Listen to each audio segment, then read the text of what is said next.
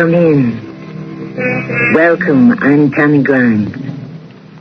I wish I had known the woman of today's story. She was Polish, married to a Frenchman. They were both great scientists. Recognition and fame rewarded her years of struggle. But at one time she thought her life was worthless and wrote in her diary, "My Pierre, I no longer love the sun or the flowers. The sight of them makes me suffer. I feel better on dark days, like the day of your death." What have I done? Father, please tell me everything. You must. They caught Joseph in Krakow. Oh, Someone there, some traitor, denounced him. is he in prison? This morning, they hanged him. No. Oh, no. How can you go on living here in Poland? I can't stand this anymore.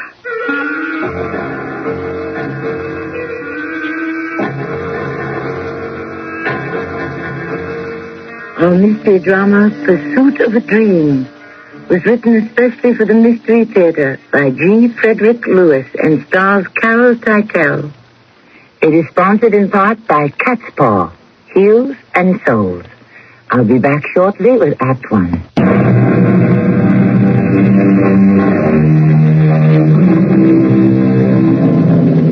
This is one of the greatest stories of detection of all time. Yet there was no crime.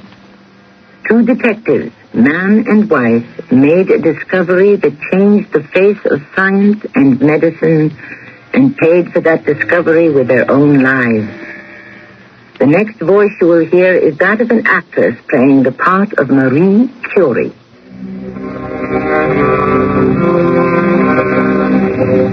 They say when you are dying, your entire life passes before you.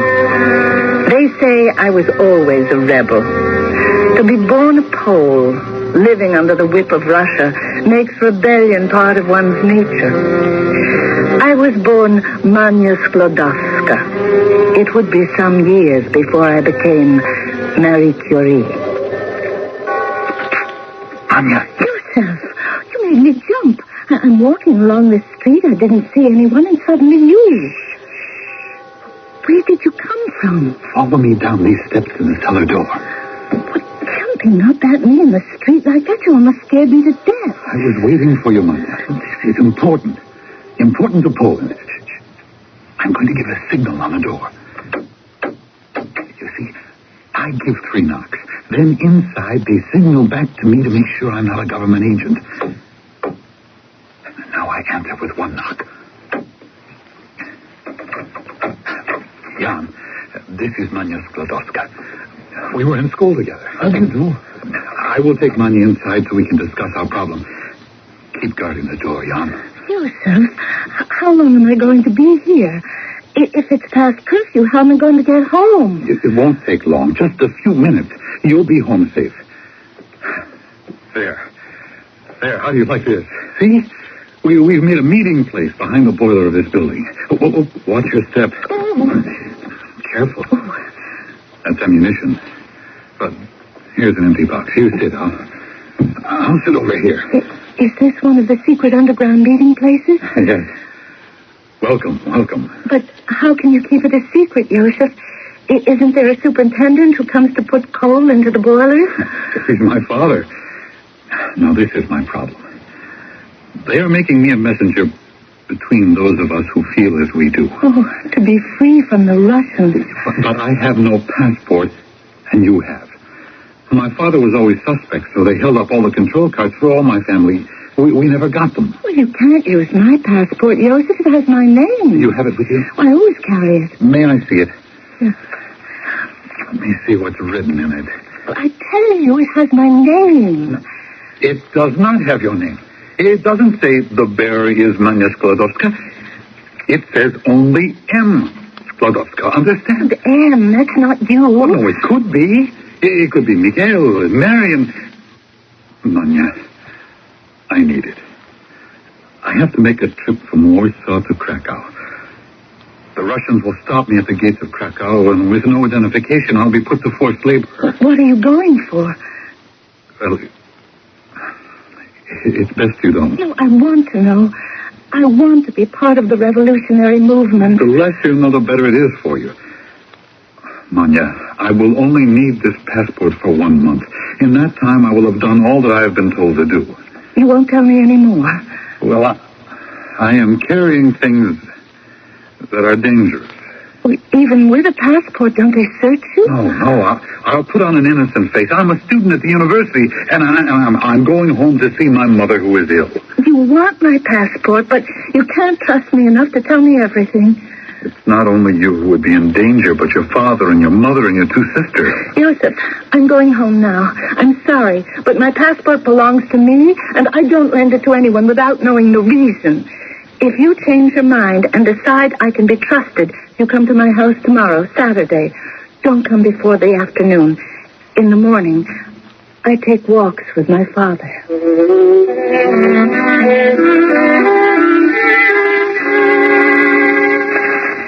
Father, I've always wanted to ask you, why is it you speak certain things at home, and then when we walk in the park, as we are now, you talk of other things? In the park, Manya, only the birds can hear. But at home, why must we be careful at home? Your mother, bless her, used to say, beware, the walls have Russian ears. Let's remember it. You still miss her, don't you, Father? Always, at this time of the year. You remember how we all walked in the park together? I was so small. What did she die of? A terrible disease of the skin for which there is no cure. When it happens, it is the end, the terminal point. Father, do you think it's the duty of every Pole to fight against the Russians who enslave us? Each one in his own way, yes. I try in my classes when I teach to instill our national feeling. My gun is a piece of chalk on the blackboard. My ammunition is the truth. Perhaps when you are a little older, you will also fight for Poland by teaching. How you fight, you must decide for yourself. That's true. I have to decide for myself. Who else knows what your conscience is telling you? No one better than you. It is getting late. We must start back. Oh, by the way, how is your friend Joseph? What made you think of him all of a sudden? Well, he used to come around to the house. I have not seen him lately. I guess he's busy. You need not hide what he is doing from me. He is a good boy. Do you know what he's doing? In his way, he is being a patriot also. We must walk a little faster. Your sisters will be worried.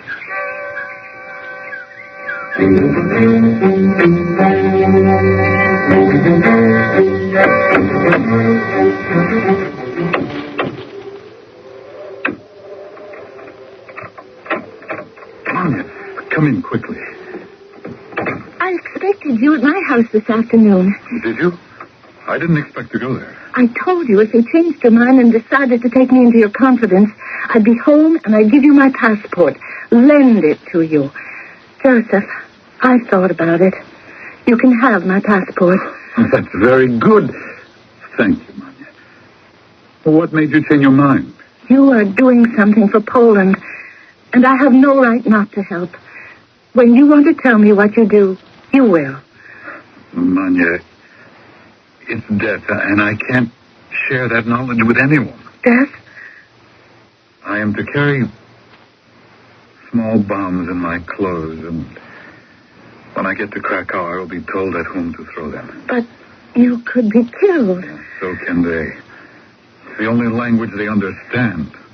Death. Here, take it. My passport. May the good Lord watch over you. Manya, thank you. I shall guard this with my life. Come to think of it, it is my life. I want to do more than lend my passport. I want to be in the front line like you. My father says I should become a teacher, but how can I? Where in Warsaw can I obtain any higher education? The university is closed to women. It's hopeless. But my hands are tied. Manya, don't accept it. Don't accept life as they want you to. Don't give up. They want us always to be their property. How long has this been going on? Oh, since the 1600s. There is strength here now. We will win in the end. Oh, you will see. Jan, is that you? Jan, where are you going? Come back. Manuel, come in off the street. Come inside. Father, that young man, I thought he came out of our house. Yes, he did. I know him. So do I, my child. Let me close the door. Why did he run away when I called to him? Manuel, in these times, you do not call out someone's name in the street. Who knows who may be watching the house? Of course. How stupid of me. Manuel, you remember a week ago we talked about the people doing what they can for Poland? You found out. Oh, Father, I'm so sorry. I hope I haven't gotten us into any trouble. Are we in trouble? Well, you see, I loaned Joseph my passport so he could get to Krakow. So... No, they have not traced it to us yet. Has something happened to Joseph? I had no idea you were part of it. It was Jan who was just here and told me. Told you what? What have I done? Please, don't tell me in little pieces, Father. Tell me everything. They caught Joseph in Krakow. Oh, no. Someone there, some traitor, denounced him. Is he in prison? This morning they hanged him. Oh, Father. Little one, he did what he had to do. That is all any of us can do. Father, how can you go on living here? It's my homeland. It is my country. I can't. I can't stand it anymore. Oh, my dear Manya, even if I had a choice, I am too old now to begin all over again. I've decided. I'm going to find work and save enough and go to Paris and study. The Sorbonne, if they'll take me, I can be a governess, a teacher. I must do something, Father. I just can't sit here and wait while my friends are being killed. There's more. There's got to be more I can do with my life. Yes, Paris is a good idea. You could get a good education at the Sorbonne. You really mean that, don't you? But what will you do, Father? Do not worry. Set your eyes on the stars. I will do all I can to help you pay for what you need. Oh, no, I'm being selfish. There's no one here to take care of you. Let me worry about myself. First, we shall get you a good paying work as a governess. After all, someday you will marry and have children of your own. You might as well start practicing taking care of other people. If you go to live in France, you might even marry a Frenchman. Me? Marry a Frenchman? Never. Remain in Paris, leave you, abandon Poland? Never. Father, I promise you.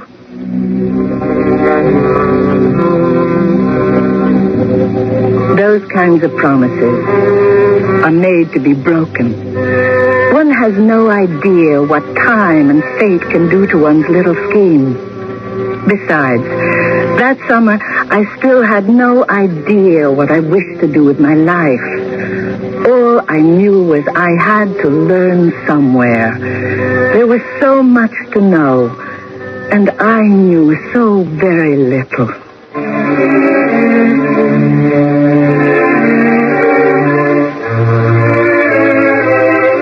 It is quite true. Marie Curie started out as many youngsters, wanting to know everything and yet not knowing how to start or where.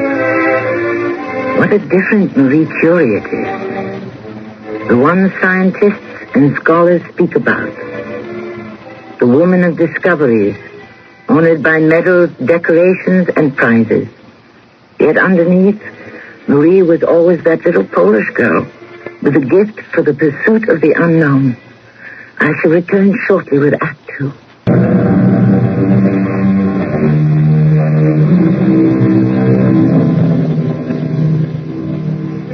Ours is an unusual story of a remarkable woman who started life like so many of us, wondering which path we would follow.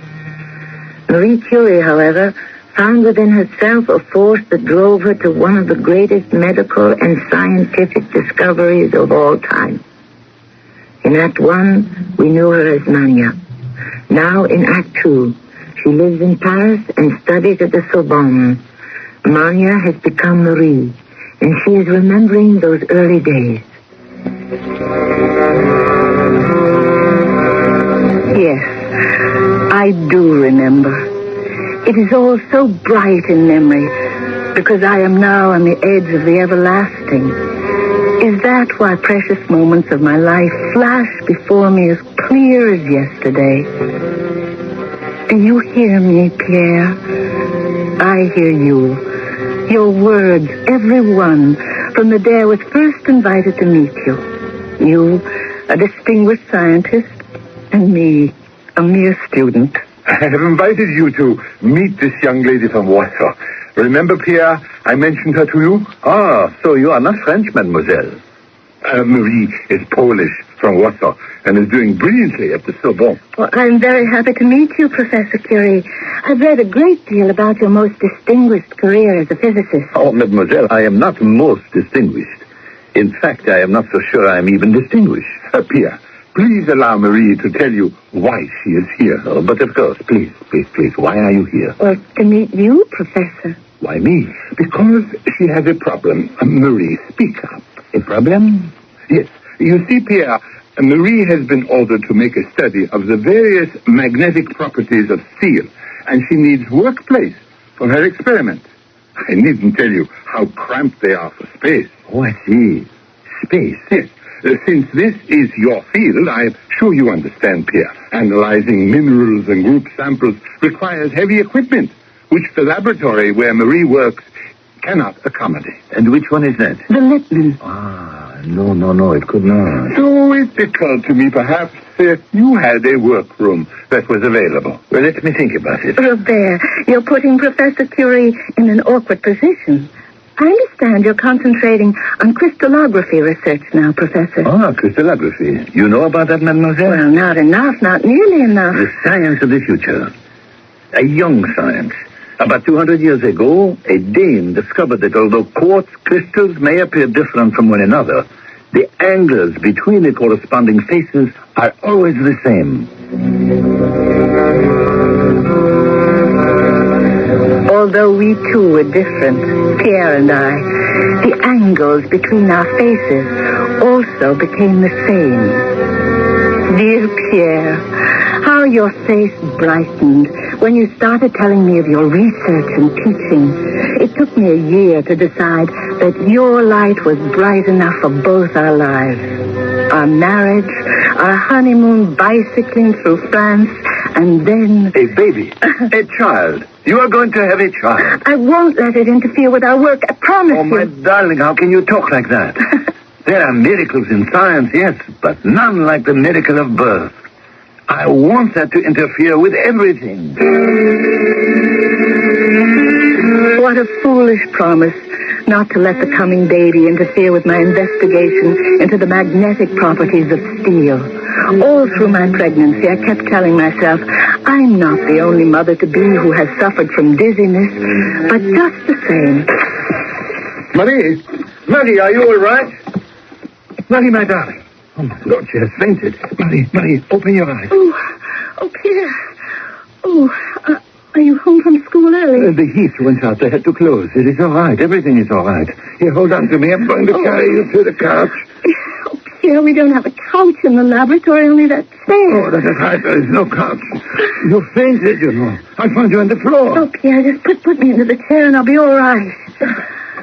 What happened? Oh, nothing, darling. Really nothing. How can you say nothing? I come in. There is a retort broken on the floor. You are lying on the floor. Here, drink this. I want to understand what made you faint. No, motherhood, that's all. Nature asserting itself over scientific investigation. I'm really very ashamed. You want another glass? No. Every single morning from the time I arrive here in the laboratory, I just don't seem to be able to stand up at the table to do my work. I get weaker and weaker, this continual dizziness. But you never said anything to me. Oh, Pierre, you have your work, I have mine. Not another word. No research is that important. I am going to call Dr. O'Zell, and as soon as you feel up to it, I will get a carriage and take you home. It is not right for you to feel dizzy from morning till night. I think it is. It's normal. It's our baby. A baby? It is? Oh, I'm sure. That's what depresses me so. I want to have the baby and still go on with my work. The baby. All these months you felt miserable and you came to the laboratory, took care of me, cooked, sewed, did the housework. Hundreds of thousands of mothers do it. Yes, but they are not scientists. But why should we few be excluded? I know it will be such a joy when the baby is born. I shall forget all about how miserable I used to feel. But only one more month, and then maybe a boy. If he is, I shall call him Pierre. And if she is a girl? Irene. That was my mother's favorite name.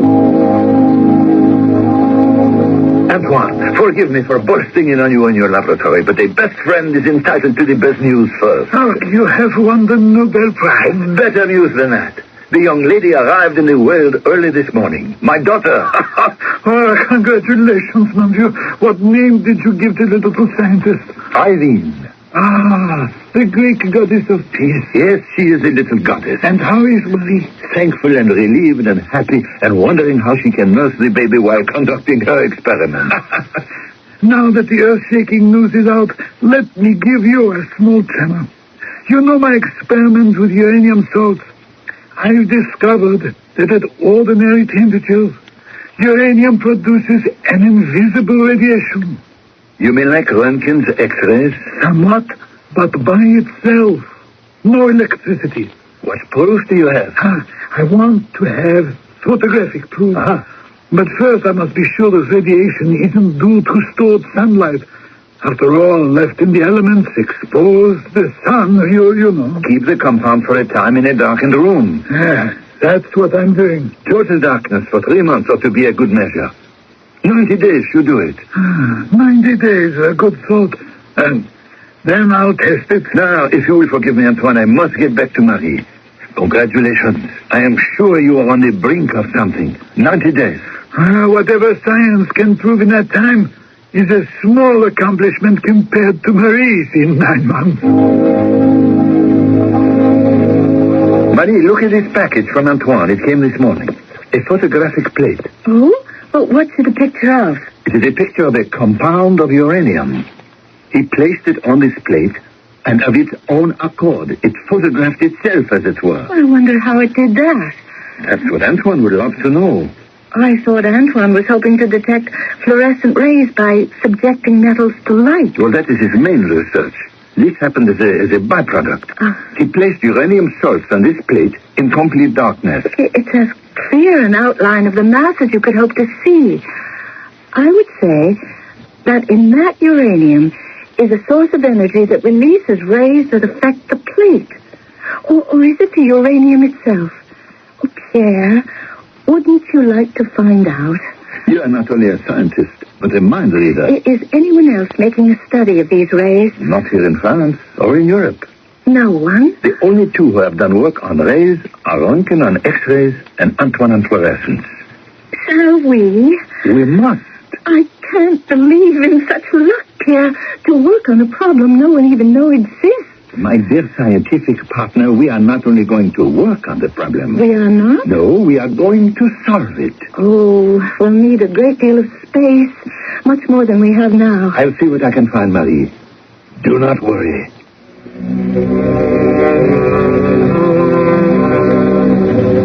I didn't worry, but I should have. The best the School of Physics could find for us was a ground floor closet used to store wood and old machinery. It was winter time, no heat, no electricity. But I started my hunt for the new energy in that storeroom. Pierre taught and studied for his doctorate. I measured and measured and measured all December and January. And then, in February... Marie, are you a rat? No, I couldn't be in better health, Pierre. Or warmer. Here, darling. Read today's entry in my notebook. That should tell you. February 6, 1898. Temperature 6 degrees. What temperature is that? Here. Right here. In this closet.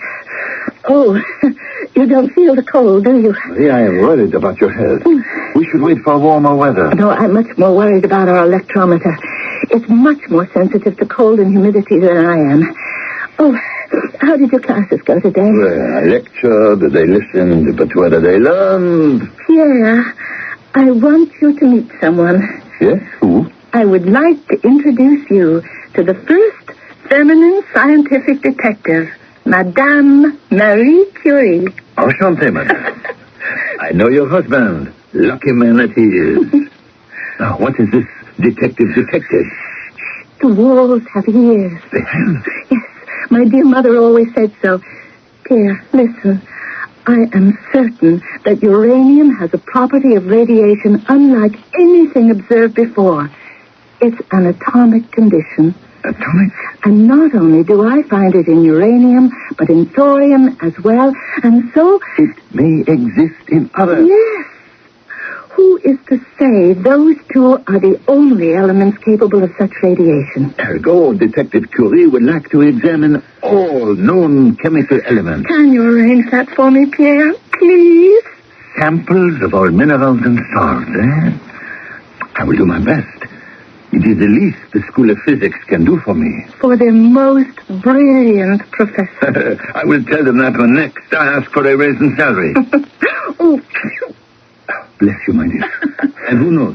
Your research may point the way to a ray that will cure the common sneezing cold.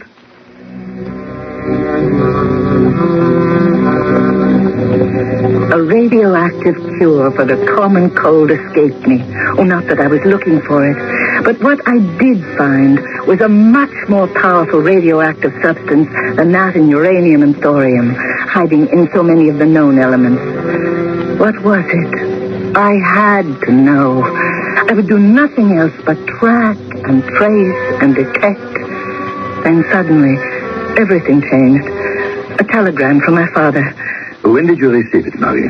Well, it was here at home this evening when I came back from the laboratory.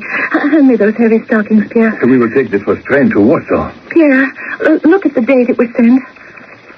3 days ago. 3 whole days. Why was it only just delivered? That's terrible. Hey, let me read it.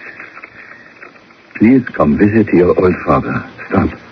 Do not wait. Don't wait, he says. I pray to heaven he doesn't have what Mother has. Now, that is enough talking. Where is my bag? Oh, you can't go, Pierre. You're taking your oral examination for your doctorate this evening. Have you forgotten? I'll be finished packing in 5 minutes. Oh, I shall miss you, But darling. perhaps the worst is over. And whatever made your father send the telegram is all settled. I don't know. I just want to be sure I get back to Warsaw in time. Marie Curie, newly married, a mother now, answers a daughter's call. Her father needs her. These family ties take precedence over any problem and duty. After all, were it not for her father, it is entirely possible that Marie Curie's scientist would still be Mania Sladowska, living in Warsaw. I shall return shortly with Act 3.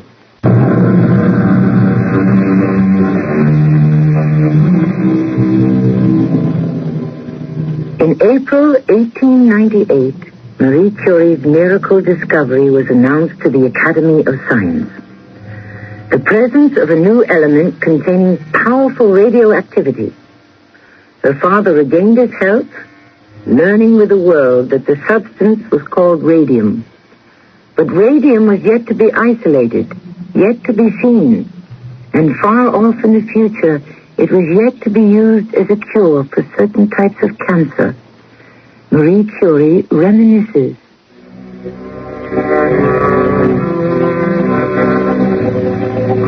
It was really Pierre who put his finger on the problems of how to find, measure, and catalog radium. I think he realized far more than I did the enormous task before us. He and Antoine Becquerel and I puzzled over the future. To begin with, Marie, you are going against every fundamental theory scientists have held for centuries. Of course, Pierre, that may be a good thing. Antoine, what are the roadblocks? Oh, science itself. The Academy will have to see this radium and touch it. You two must test it with acid, bottle it, weigh it. It's atomic weight. We will have to tackle that first. Oh, I can hear them at the Academy. No atomic weight, no radium. When we see it, we'll believe it. I wonder what it'll be like, what it will look like. I don't know, my dear. I should like it to have a beautiful color. A new element of a beautiful color. The first thing, then, is to find a large amount of pitch blend. Well, there must be tons of it lying about. Where do they dump it after the uranium has been extracted? We shall climb on our bicycles, Marie and I, and hunt for it. Oh, we have some idea where the mines are. So we show up in person and we say, do you have any pitch blend to dispose of? It's worthless to you. We'll get rid of it for you. Oh, traveling by bicycle? We always do. The same bicycles that take us home every day took us on our honeymoon. Antoine, would you like to come with us? Oh, at my age, I haven't ridden a bicycle in 50 years. Oh, I'm sure it'll all come back to you in no time. It's never too late. Marie, for me it is too late. I am better off in my laboratory. But I wish you two a happy and successful hunting trip.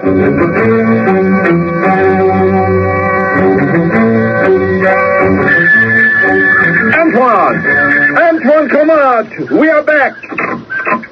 Pierre, Marie. We thought we would stop first at your house before going on home. Oh, we made 50 kilometers today, but we promised ourselves Paris by nightfall or else. Oh, but you've only been gone a fortnight. We did not have to go that far. Success? Tons of it. Oh, don't you want to come in and tell me about it? Have a glass of wine? No. We must go home. We both need a bath and a bed. But, Antoine, we will give you all the news tomorrow.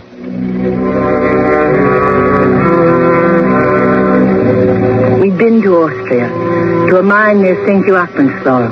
Just at the time, an official from the Austrian Academy of Science was there. He knew of our work. He agreed to have a ton of it sent to us. But where to work? They gave us a large shed that used to be used to dissect corpses. It was there, under Rue Le Monde, our dissection of the unknown began. Marie, aren't you dressed yet? It may be here any moment. I'm almost ready, Pierre. Oh, what about your classes, dear? Aren't you going this morning? I told them either postpone today's physics class or cancel altogether.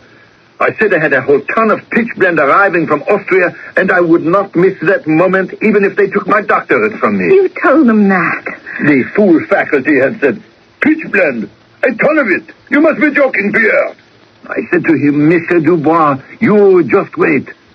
Someday, the joke may be on you. That's it. That's the truck. It is here. Come. And don't trip, Marie, as you run downstairs. Oh, don't push me. Ladies first. Oh, I'm so excited I don't know what to say. Oh, you will manage. And how are we going to carry a ton of it into the shed? I should have hired one of my students to help. It's here. Oh, how beautiful. This is the place to deliver the pitch blend. 1 ton of pitch blend, right? Yes. This is the place. We will have to carry it around to the back to the shed. I will give you a hand unloading it. Oh, please. When you pull back the cover, I want to see it for myself. Certainly, madame. Yeah, I will help you with it. I can't bear the suspense. Imagine a ton of it. Oh, look, it's not loose at all. Well, thank heavens. Can you picture us shoveling a ton of pitch blend into the shed? It's all in fact. I'll lift one down for you. Marie, we are going to be working with this for years. I have a knife right here. Here, let me cut the strings. Oh, surely you can wait till all the sacks have been brought inside. No, I want to touch it now. Feel it. Oh, look at it. Oh, just look at it. Oh, you beautiful element. You are the most beautiful element I have ever seen in my life. To treat kilo by kilo, ton after ton, to be a wife, a mother, a chemist, a physicist, engineer and laborer all at the same time. I must have been out of my head to attempt it, for it's a slow process. Standing in the icy courtyard, watching it cook, then inside the freezing shed, purifying. Those days, weeks, years, in such very primitive conditions. Marie, what have you done? Oh, look at it. Months of preparation. It was too hot here. I picked it up. I didn't realize it. Oh, look at it. all my work lying there on the floor, all that time wasted. Don't mop it, Pierre. It's hopeless. I can't. All right, my darling. Just stand quietly for a moment and let me hold you in my arms. Oh, Pierre, I'm sorry. I didn't mean... Of course I must go on. It's just the pain. My hands, my arms. Let me see. Oh. They are scalded, Marie. Where is the ointment? Marie, we are putting a stop to this right now. I will lower the furnace so nothing will catch fire, and you are stopping your work this instant.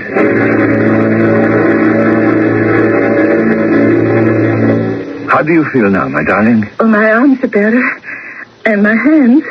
Look, see, I can move my fingers through the bandages. I'd like to start up the furnaces again. No, Marie. You are overworked and overtired. And that is why these accidents happen. You are too tired to concentrate. It is the month after month of fractionalizing for pure radium that is so exhausting. I stupidly picked up a hot pan with my bare hands. You simply do not know what you are doing some of the time. Oh, I am tired, that's true. I'm tired and frustrated. And always I am conscious that I am fighting time. Marie, what difference does it make if you extract pure radium in 1900, in 1904, in 1906? I am fighting the time that makes impurities. The longer it takes, the dust, the dirt, I have to do the same work over and over and over again. Marie, we are doing the impossible. Now, you cannot afford to be tired. You cannot afford tears. And most of all, neither of us can afford the luxury of failure. You're right. I won't give up. I know I'm being childish. You are the only one who can make radium live. Antoine cannot. I cannot.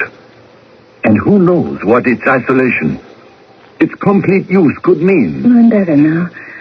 I always am after you've given me a good talking to. What radium could mean in the future, that's not important to me now, Pierre. All I really want to do is to finish what I started.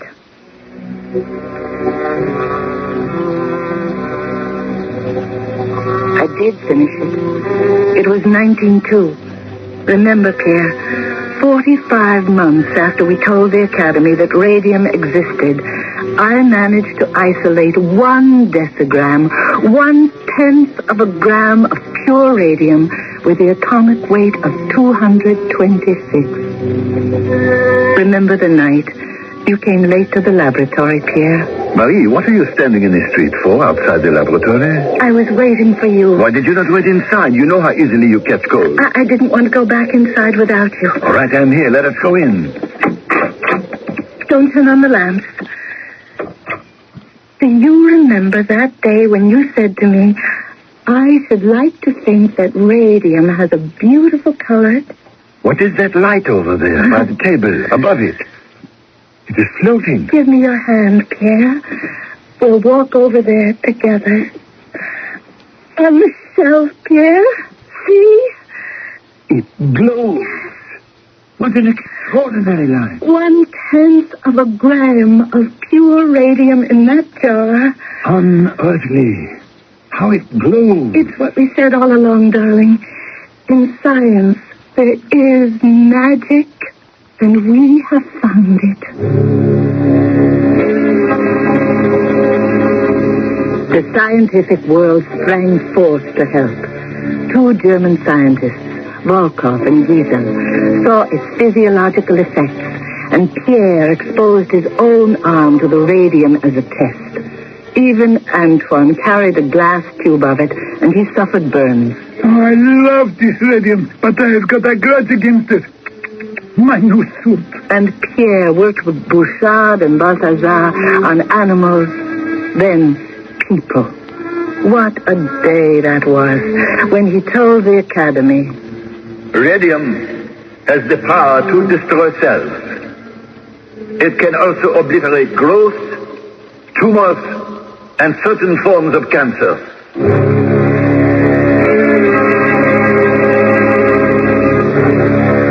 Marie, you know quite an industry has grown up manufacturing radium. Every time I lend a tube of it to a doctor for his patient, I catch my breath.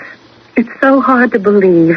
Why are you changing the subject? Because you are about to tell me the more radium is manufactured, the more malignant tumors can be cured, and then you are going to say something to me which I don't want to hear. What was my question? Should we profit from our discoveries, patent the technique, and collect what they call royalties? With the money, we could build a fine laboratory. No, Pierre. Science belongs to everyone, and we must give it back. We merely discovered the path to radium. We didn't invent it. I knew you would say that. And so I have already told the Academy to distribute all our findings and methods of purification to whoever wants it.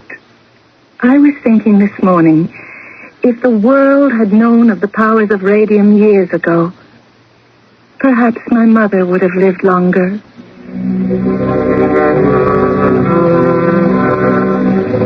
It was April 19th, 1906. My precious husband was crossing the street, and a wagon ran over him.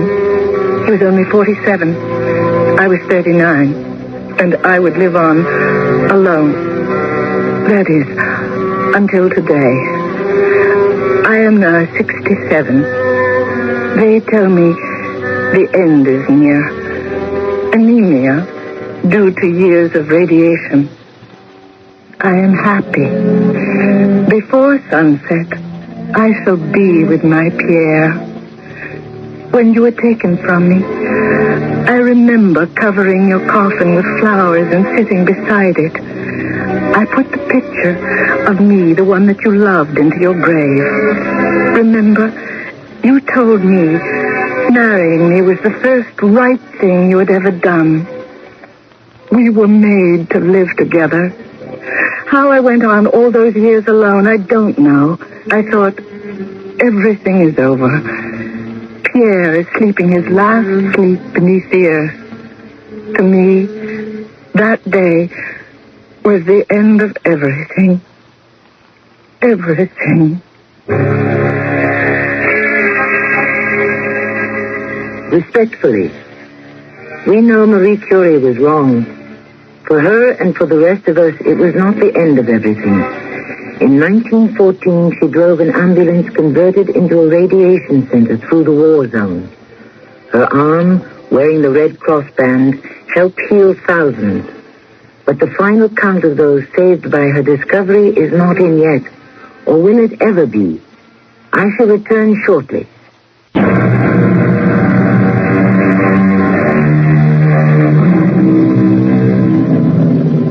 When Marie Curie was awarded her second Nobel Prize, that was the first for any scientist, as were the countless medals and honors bestowed upon her. But perhaps these words from Louis Pasteur meant the most to her.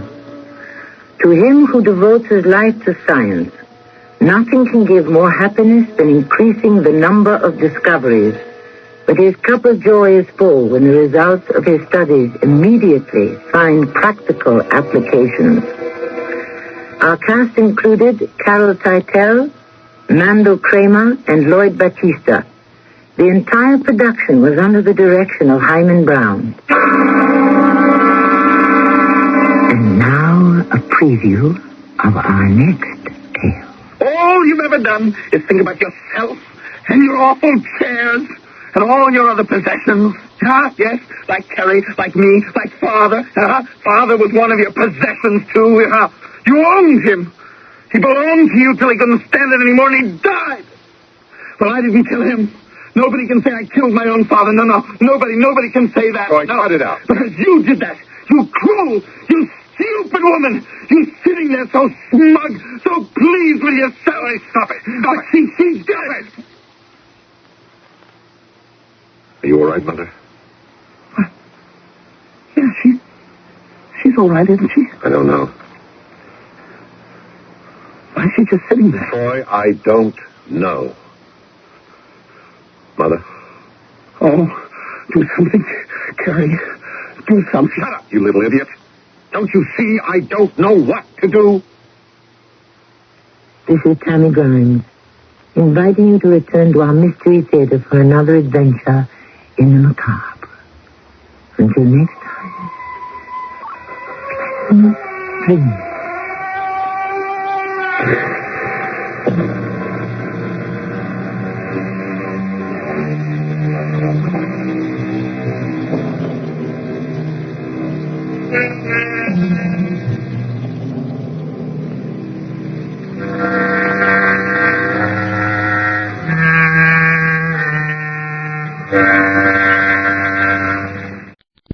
The CBS Radio Mystery Theater presents...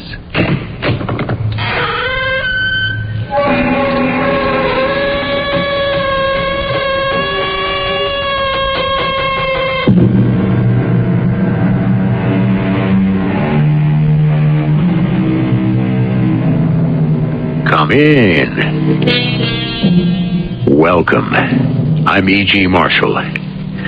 How many of us have missed the moment, had wished we had spoken our minds, stood our ground, defended our faith, but instead we hung back and did or said nothing? There is a tide in the affairs of men, which, taken at the flood, leads on to fortune. Omitted, all the voyage of their life is bound in shallows and in miseries. So spoke Brutus. But misery is only the beginning of our story. The end is death. Edgar, you don't look too well. You know what's wrong with me? I've lost $250,000. What do you mean, lost it? Swindled out of $250,000. But I know the man. And what's more important, I know where he is. Well, can you get your money back? Can I? I'm going to make that man crawl.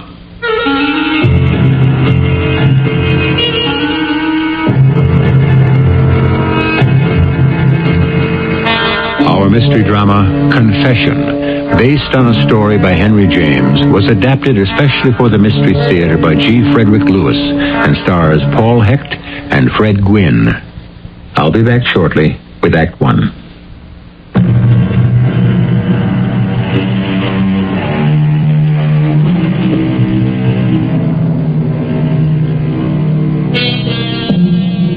Let me set the scene for you. A spa or watering place in a southern state where people come to sample the mineral waters to regain health.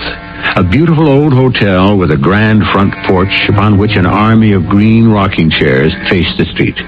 Every winter, for 200 years, the town sleeps, waking in the spring when the fat and the overindulgent make their annual pilgrimage to the spa. Among them, John Guest, 50, and David Saville, half his age.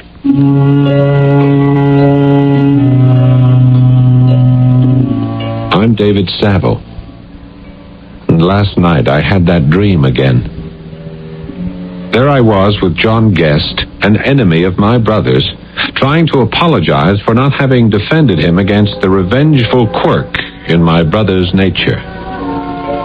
But when I woke up, I remembered it was not only a dream. It had happened. How many times over how many nights would I have that instant replay of that nightmare? It always begins the same way. I'm at the spa. It's summer. I'm trying to convince John Guest, and he won't listen. Mr. Guest, you don't like me, I know that. Oh, you're mistaken, David. It's not that I don't like you. I detest you. You represent everything I find objectionable in a generation of weaklings. You object to my age. Well, I'll spare you the catalog. Isn't it because I was present during a terrible moment between you and my stepbrother Edgar? I mean, to this day, I swear to you, I wish I hadn't been there. Were you there, David? I hardly noticed you. You kept so mute during your stepbrother's extraordinary performance. And I've made many mistakes in my life, but no matter who was at fault, I could never close my eyes and watch a man being degraded and humiliated as I was. I am sorry, truly. I don't need your apologies. Now, have you said everything you wish to? Because if you have, I'd like to go back inside the hotel and join my daughter. It's about Laura that I wanted to speak to you. I love Laura. Oh, you do? Yes, in the weeks you've been away from the spa, Mr. Guest, we've been seeing quite a lot of one another, and I've come to realize how much I love her. But what's all that got to do with me?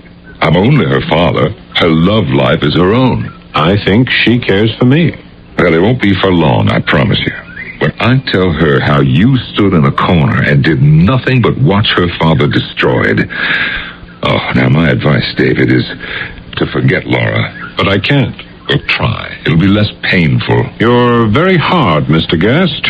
And you become calloused when your back's to the wall. But compared to your stepbrother Edgar, I am a pussycat. Then why bring Laura into it? I'm to take it all, is that it? Say nothing to my daughter? Well, I intend to tell her everything and let her decide. Let her find out what you really are. There's nothing I can do to make you change your mind. Oh, it's too late now. Where were you when I was getting clobbered? All right. I asked you to come in here to show you something. This envelope. You recognize the stationery? You recognize the handwriting? It's your confession. You had it all along. I found it among Edgar's papers. You give it to me. No, not so fast. It's mine. I paid for it. You give it to me. Mr. Guest, I am much younger than you are. Force does not intimidate me. Now, don't you see I love Laura? Why in the world would I want to make an enemy of you? You already have. Now, give me that letter. Please, Mr. Guest, don't get yourself too upset. Since I'm in possession of what you want, don't you think you and I could come to some kind of an understanding?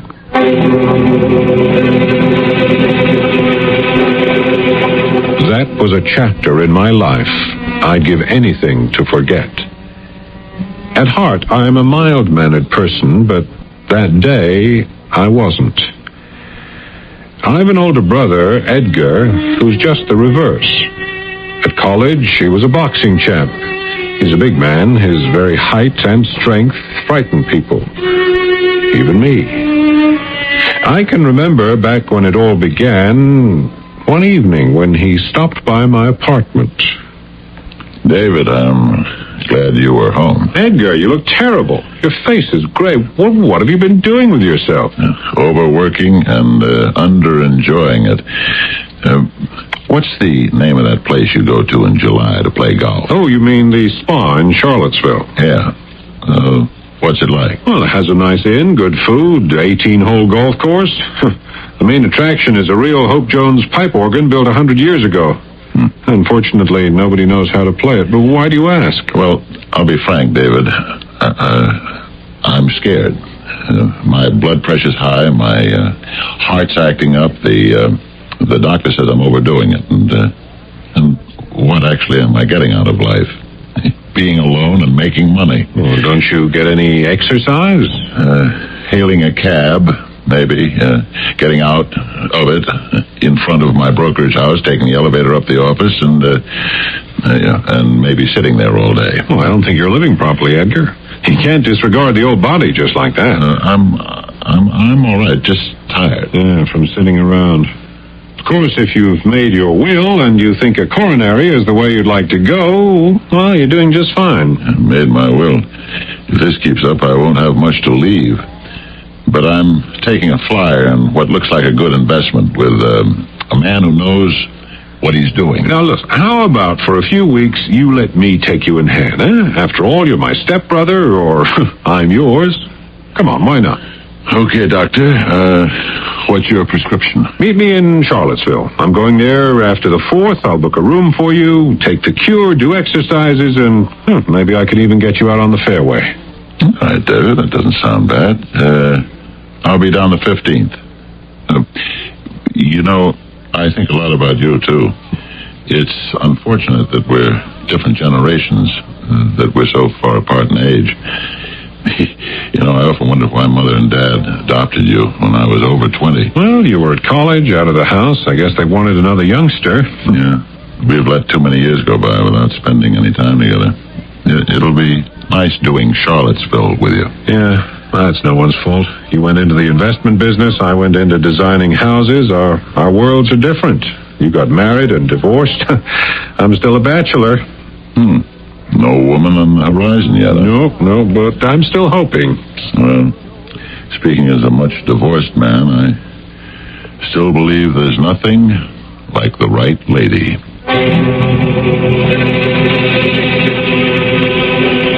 The first day in Charlottesville was overcast, so no golf. A few diehards went out, but I didn't feel like getting caught in a sand trap during a rain shower. So I wandered through the town and into the historic church, empty of parishioners, but filled with glorious music. Intrigued, I climbed the back circular stairs to the organ loft and stood behind the instrument. I couldn't see who was playing.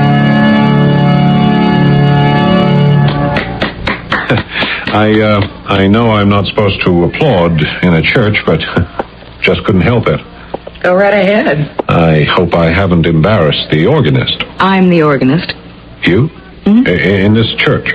No, I'm just visiting. I can't believe it. Why are you surprised? Well, I'm not surprised. I'm flabbergasted. Was I that bad? No, I'm sure I'm not the first to tell you that you're marvelous. My father will be pleased. All those lessons paid off. Actually, it's only my hobby. My name's David Saville. I'm over at the inn. I haven't heard such playing since I went to Mass at Notre Dame. Please, you're overdoing it. No, I mean it. Didn't sound like any old hobby to me. But it is. With all that talent, don't you want to play seriously? I guess maybe I should. I mean, to play like that and not make a career of it, that's wicked. I thought you were going to be nice to me. Now I'm being scolded. You live in Charlottesville? No, I'm just visiting. I thought it might rain. The church was open, so I came in. I like to wander into churches and try out the organ. I did it all the time. I was in Europe, and this little church reminds me of Europe. Yes, not many of them have a real Robert Hope Jones in the organ loft. We better run for it. I don't know how long these summer rains last. Yeah, we'll both get soaked. Why don't we wait it out? I'm meeting someone. I don't want to miss him. Oh. So, I'm taking off. It was nice to meet you. Yes. I hope we see each other again.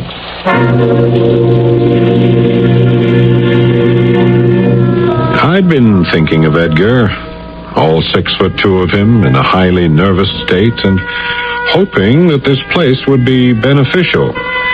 But just when I should have remembered him, I forgot him.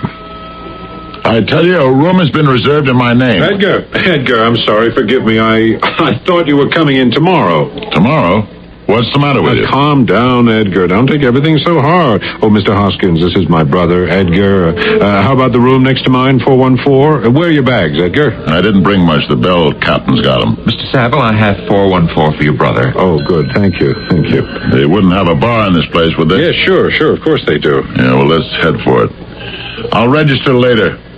Oh, I'm expecting a gentleman. Please let me know when he arrives. Lead the way, David. Okay, but you'll have to go easy once you start the cure. The waters they prescribe here have no alcoholic content.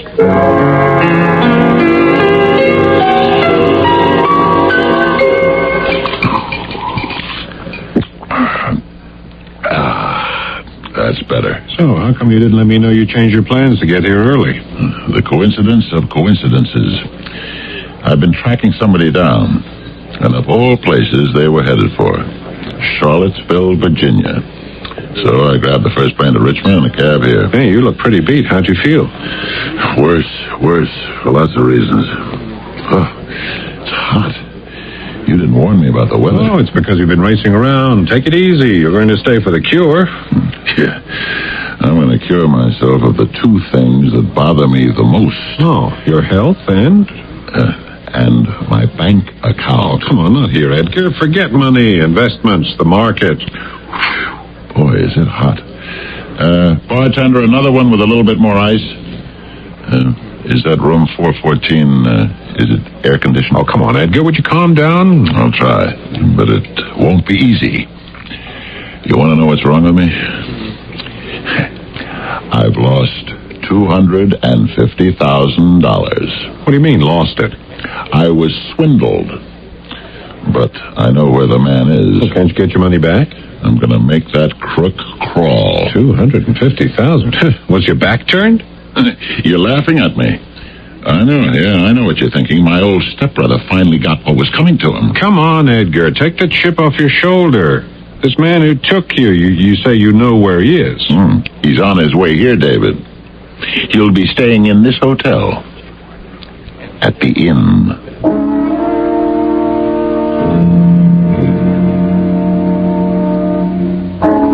People who equate dollar signs with their sign of life too often discover that when the money disappears, the bottom drops out of their existence. Edgar Saville is one of these. Not that we're against money, mind you, but most of us would rather be alive and scratching than be buried in the most expensive casket. Am I right? I shall return shortly with Act 2.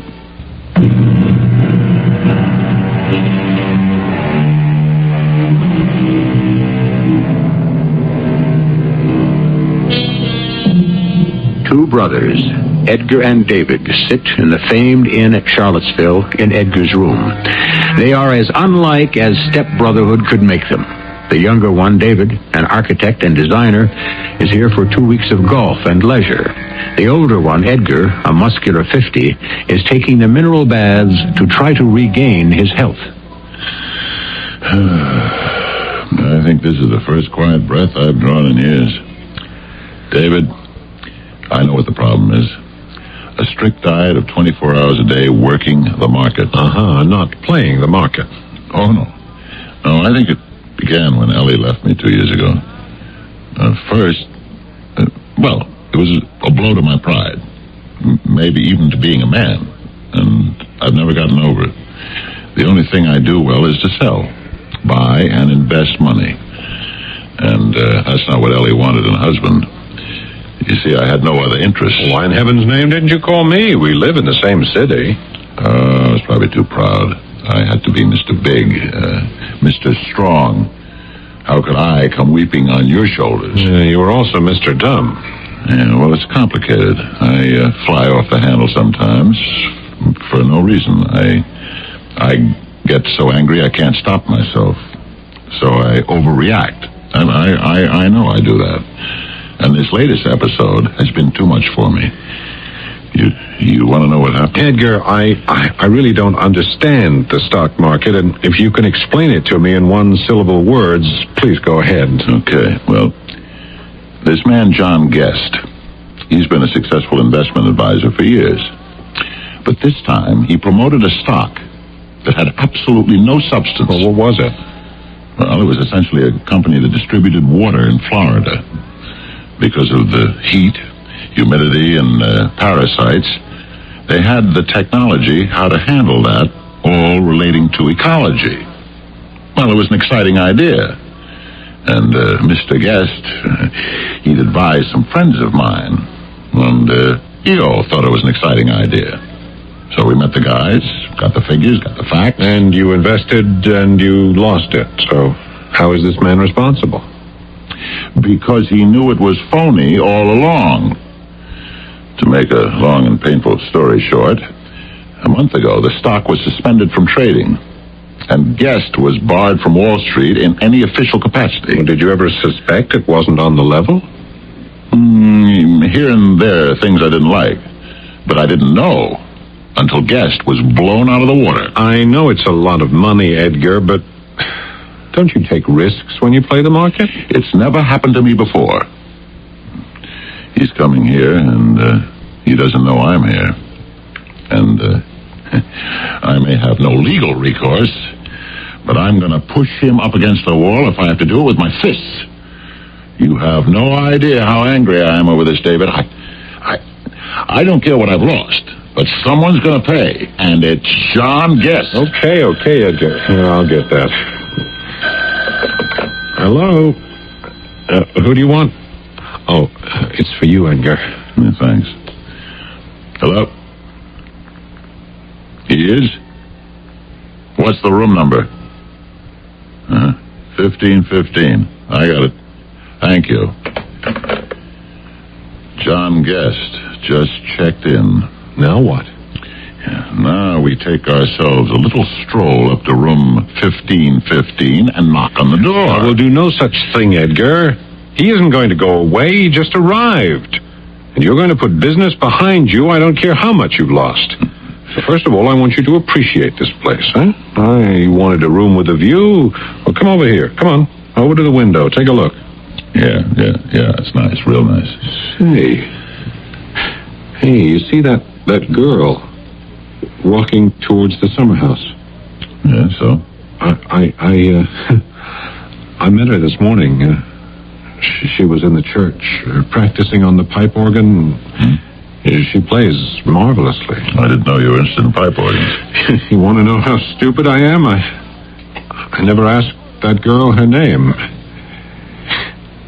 Edgar, you and I are going for a little walk.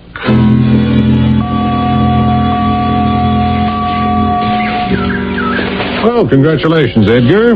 You have walked around the main property 2.5 times. Don't you feel better?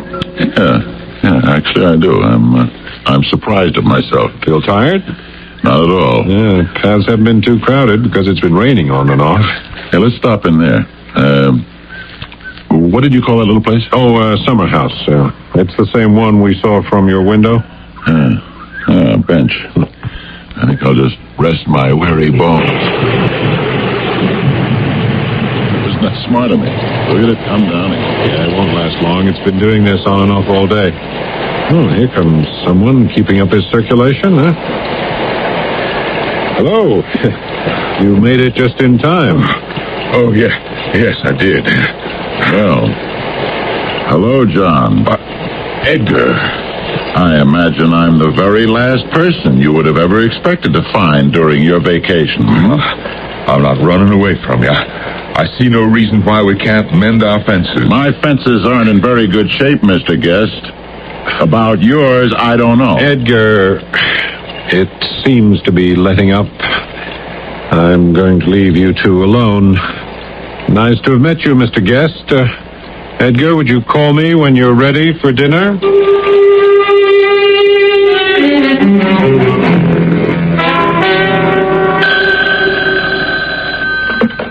Hello? David, will you come over to my room? When? Now. Look, I'm in the middle of finishing some sketches, Edgar. I would like to change before dinner. Yeah, well, I'm not ready for dinner yet. Mr. Guest is in my room with me. I'd like you to come over. Look, Edgar, if there's going to be trouble, would you mind very much if I sat this one out? I do mind. I want you as a witness. Please get over here. David, I've asked you here to witness several statements I'm going to have this gentleman here make for us. John, this is my stepbrother, David. To begin, John, some time ago, did I or did I not tell you I had word that Florida water was not worth what it was being quoted? Yes, you did. Once or more than once? More than once. And what did you, as my investment broker, what did you tell me? Well, I told you to keep buying. Yeah. Even though you knew what I told you was true. I didn't know it then. I knew they were buying up many smaller companies in the ecological field. It looked great. And when I heard the SEC had you on the carpet in Washington for your dealings in Florida water, what did you tell me then? I'm really embarrassed to be here. I really don't see what use I am. David, will you shut up? I'll tell you when you can go. It's not pleasant for me either to have your brother here. I didn't plan on making this pleasant. I repeat, did you advise me, John, that your dealings with this company were being examined? Well, no, I didn't. And isn't it true that subsequently you have been barred from Wall Street? Yes. And why would that be? You know why. I want my brother to hear why. Now, Edgar, will you back away from me? I'm going to break every bone in your body. I lost a fortune in stock that you knew was worthless. It wasn't worthless. Now, you get away from me. Edgar, please hold it. What good is all this? So you lost money in stocks. Forget it. Are you crazy? $250,000? Forget that. They're going to reorganize. And what'll I get? A penny on the dollar? I'm going to take my loss out of your hide. Edgar, stop. Get out of my way, David. Okay, Edgar. I'll do what I can to make good personally. That's better. But I'm not through with you yet. In that drawer, the table by the window, there's a pen and some hotel writing paper. Go get it and sit there.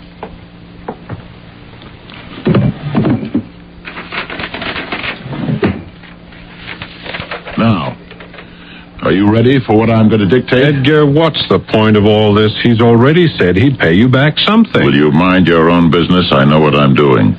I'm protecting the next guy.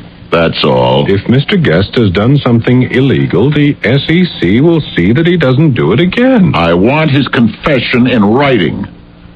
Now, write this.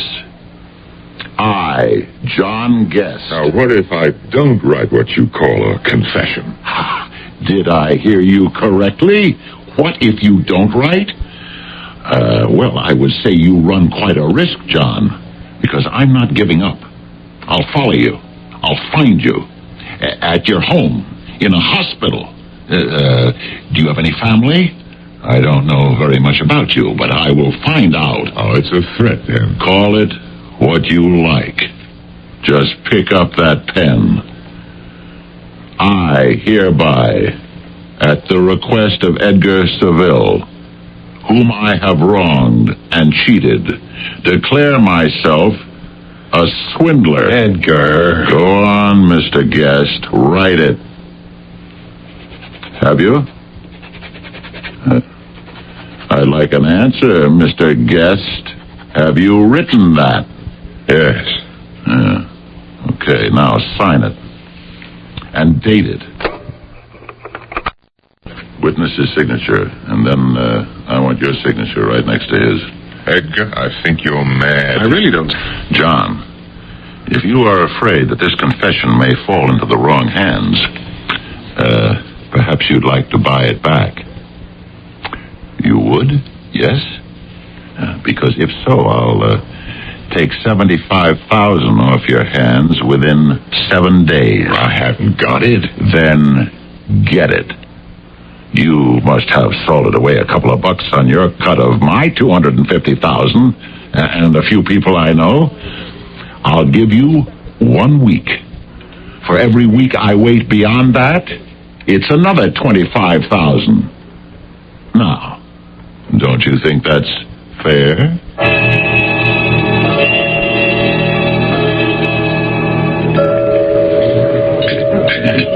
You're not eating your dinner, David. Well, I'm not exactly hungry. The events of this afternoon hit me harder than I thought, Edgar. Yeah. Well, it doesn't seem to have affected John Guest's appetite.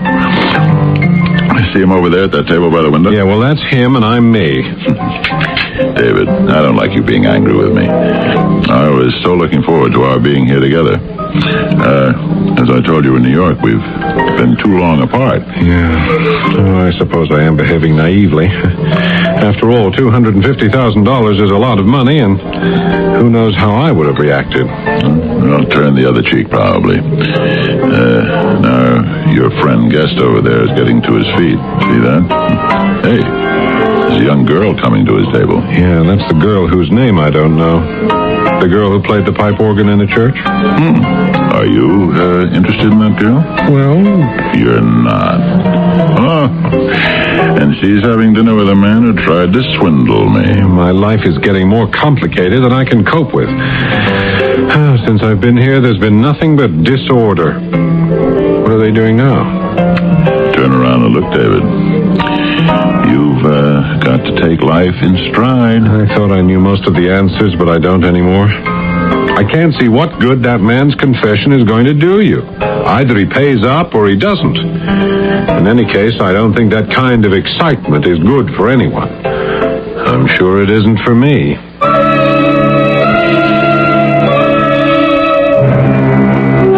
How people reveal themselves by their belief. A contented man will content those around him. An unhappy person creates unhappiness. In short, what you believe depends very much on what you are. I shall return shortly with Act 3.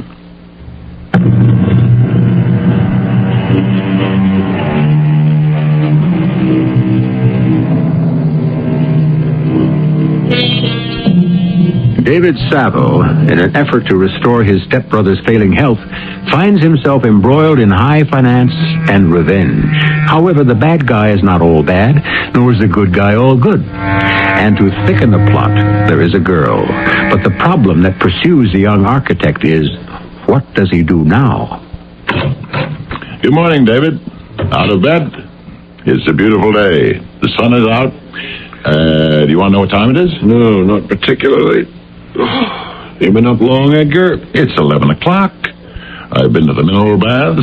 I've been hosed. I've been pummeled, bathed. I've drunk what tasted like sulfur. I've had breakfast, and I've talked to the manager. 11 o'clock. Hey, I better get moving. The big local news of the day is that John Guest checked out. Took an early train to New York, and his little lady friend is staying on at the inn. What's your schedule? Well, I'd like to get in a little tennis, but might be better to wait till the sun dries everything off. Maybe I'll go for a short walk. Would you mind if I don't come with you? I've got some letters to write. Oh, go ahead. I'll see you in the dining room for lunch. David. Yeah? Try to understand it the way I see it. I've been investing for years, but I've never had my own investment advisor knowingly sell me a phony deal.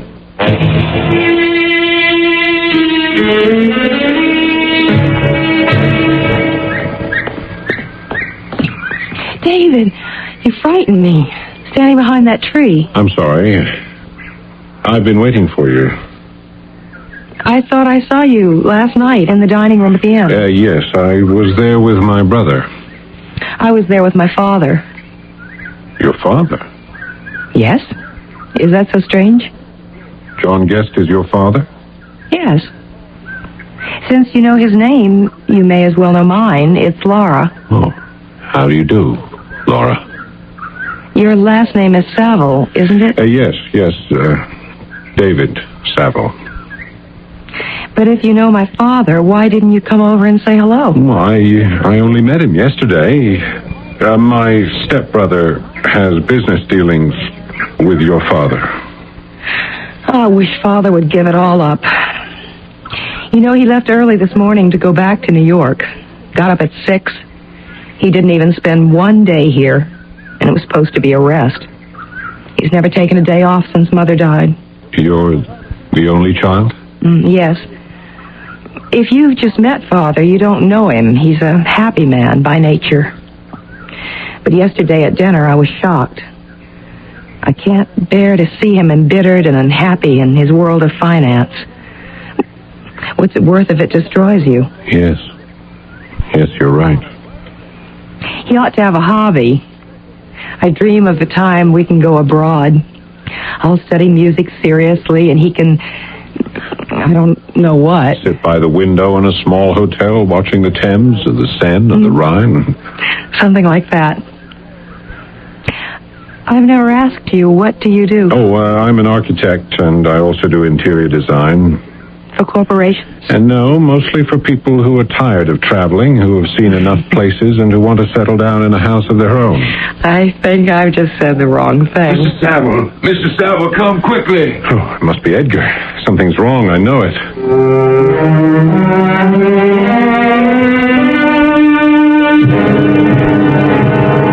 Yes, I'm glad you're here, Mr. Saville. You're Edgar's brother, aren't you? Yes. They called me from the inn. What happened? We have him next door, lying down. Is he all right? Mr. Saville came here this morning for his regular hydrotherapy. He's on his 4th day. The baths are always attended. Everybody's monitored. He was placed in his bath. The mineral water is turned on, and he hadn't been there more than 5 minutes when he collapsed. But he has been revived, and he seems all right. Well, could I see the doctor? Well, he's just gone out, but I'll have him call you. He advised Mr. Saville to return to the inn and rest and avoid treatments for a few days. The impression I get is that you don't regard this as serious? Oh, no. Your brother is only about 50. He'll recover completely. Sometimes these things are precipitated emotionally. Yes. Thank you. I'll arrange for a car to bring him up to the inn.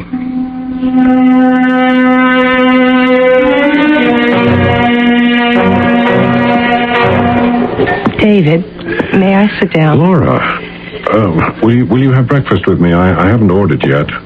How is your stepbrother? Oh, you heard. Yes, one of the maids was talking. Yes, he collapsed at the baths yesterday. I'm keeping him in bed. He doesn't look too well, so I'm really not sure what to do. What have you heard from your father? Anything? Yeah, I let her from him this morning, the poor man. Bad news? Just that he had to raise cash, had to sell our house, but not my piano. He feels his luck has run out. Laura, I'm doing quite well, and I have some cash which I haven't yet invested. Now, if you call your father, would you tell him that you've met someone or know someone who would be happy to place a sizable funds at his disposal immediately, if it would help? I can't tell him that. He wouldn't accept it. Are you sure? I wouldn't let him. I couldn't. Why do you make such an offer? You hardly know me, and you don't know Father at all. Because I love you. I've loved you since I first heard you in that church. That's the first time that's been said to me at breakfast. Yes. Well, that's the first time I've ever said it anywhere. To anyone.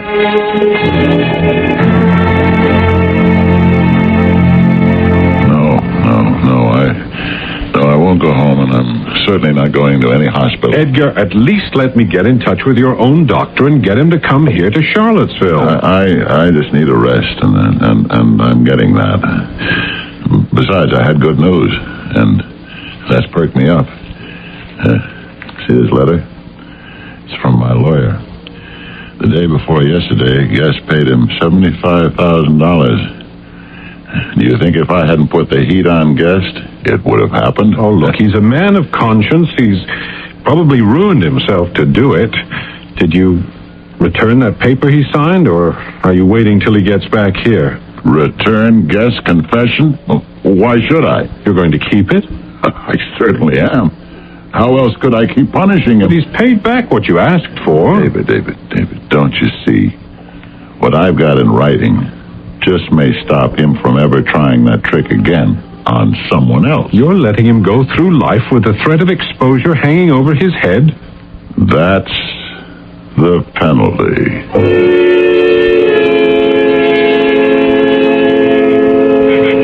David, Father's returned here, and I want you to meet him. I haven't told him anything about you, not even your name. Just that I met a man I'd like him to know. He's just buying a newspaper at the counter. He'll be right out. Oh, Laura? Over here, Father. Oh, what a beautiful night. Oh, is this, Father, I'd like you to meet David Saville. David's an architect. Saville, of course. Is this the, young man you were talking about? You know him? We have been introduced. Good evening, Mr. Guest. Laura, do me a favor. Forget this man. You're really not that hard up for friendship, are you? Father, you never talked to me like that before. I'm going to say something else to you I've never said before. Laura, please leave us. I want to talk to Mr. Saville alone. All right, Father. Mr. Guest, for whatever I saw that day in my stepbrother's room, I'm terribly sorry. I wish I hadn't been there. It was wrong. I don't need you to tell me that. I swear to you, if I had known then that you were Laura's father, I'd have stopped everything. I don't care how much stronger Edgar is. I wouldn't have cared. I'd have dragged him away. Yes, you think so. You wouldn't. You're a coward. I don't know what to think. The thing's done. I mean, to have a witness. You have no idea what that means. I'm a man of spirit. I thought I was a fighter. I know I did wrong, but to be humiliated like that with someone watching... Mr. Guest, please, let's forget all this. Put it out of our minds forever. I'm trying to come to terms with myself. There were circumstances your brother doesn't even care to hear about. But he was cheated. No getting away from that. Please, can we not talk about this anymore? I had to make good for myself, for my daughter. Mr. Guest, it's about Laura. Life goes on. You want to change yourself, so you change. But I shall never forget or forgive your brother, or you. But what about Laura? Well, what about her? So you two had a mild flirtation. I love her. No, I don't blame you. But do you think that she could ever have any feelings for you if she knew the truth? Even suspected it? Why, she wouldn't look at you.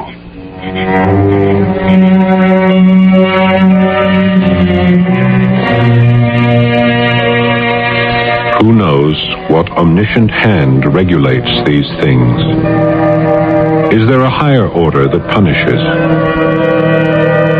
The next morning, I went into Edgar's room. He had passed away during the night. I arranged to have the remains shipped home and took all his effects into my room. That left just one thing to be done. You wanted to see me, David. I hadn't much time. Mr. Guest, now that my stepbrother's dead, can't we close the books? I am not dead. And Laura is not dead. It's too late. I don't want you near Laura. Perhaps this envelope will change your mind. You recognize the stationery. And you recognize your handwriting. Yes, give it to me. I found this among Edgar's papers. It belongs to me now. It's been paid for. Yes, but it's in my hands. Now, don't you think you and I could come to some kind of an understanding so Laura need never know? Laura, come in.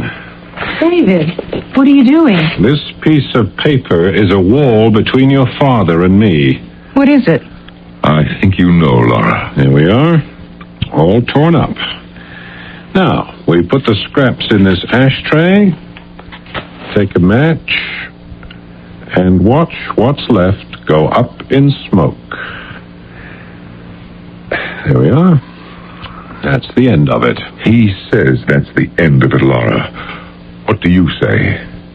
Goodbye, David. What do you mean, goodbye? I'm my father's daughter first, David.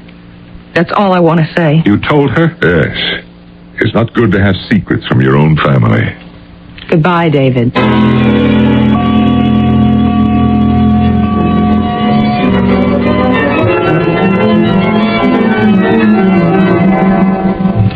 Yes? What is it you want, David? I couldn't believe what you said just now. Don't you want to go on seeing me? Not really. At least, I didn't get to know you very well, so not seeing you won't make much difference. I seem to have run into a world of people who can't forgive. All right, Laura. I leave you to your music. See that you do something with it. You could if you wanted to. Goodbye. David, come back here. You're doing it again. Why? When my father was subjected to humiliation by your stepbrother, you just took it. Did very little. Now the same story, all over again. Well, you told me to leave. David, you fool. You might at least have given me an argument. Yes, you're right. I suppose I should have. All right, I'm not making the same mistake another time. Laura, we're going for a walk. And then I'll get permission from the church for you to practice here every day. Are you taking me in hand, David? Why not? Somebody better had.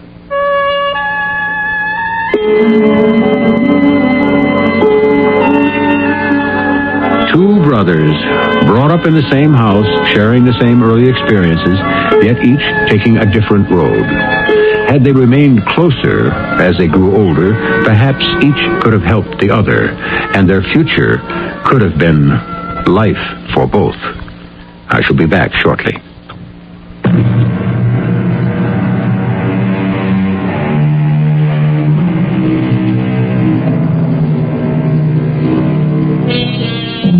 In closing, we bow gratefully to Henry James, who created the tale you have just heard some 100 years ago. We end with his own words. The historian, he said, essentially wants more documents than he can really use. The dramatist wants only more liberties than he can really take. Mr. James, we hope our liberties with the confession have been few and satisfactory. Our cast included Paul Hecht, Norman Rose, Fred Gwynn, and Valika Gray. The entire production was under the direction of Hyman Brown. This is E.G. Marshall inviting you to return to our Mystery Theater for another adventure in the macabre. Until next time, pleasant dreams.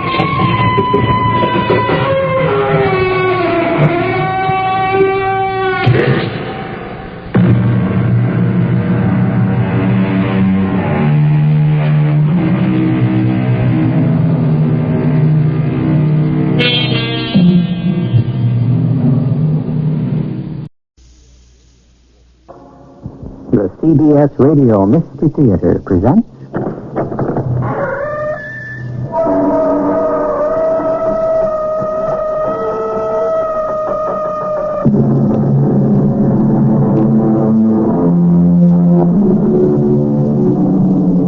Come in. Welcome. I'm E.G. Marshall. The best prophet of the future is the past.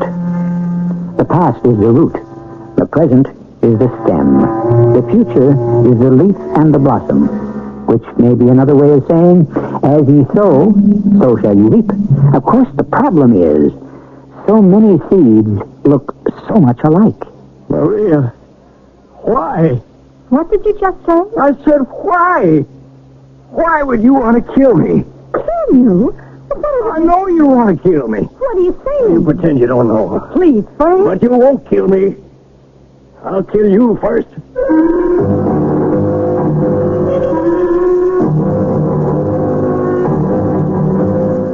Our mystery drama, Miracle in Sharon City, was written especially for the Mystery Theater by Sam Dan and stars John Beal. It is sponsored in part by Buick Motor Division and Contact, the 12-hour allergy capsule. I'll be back shortly with Act One.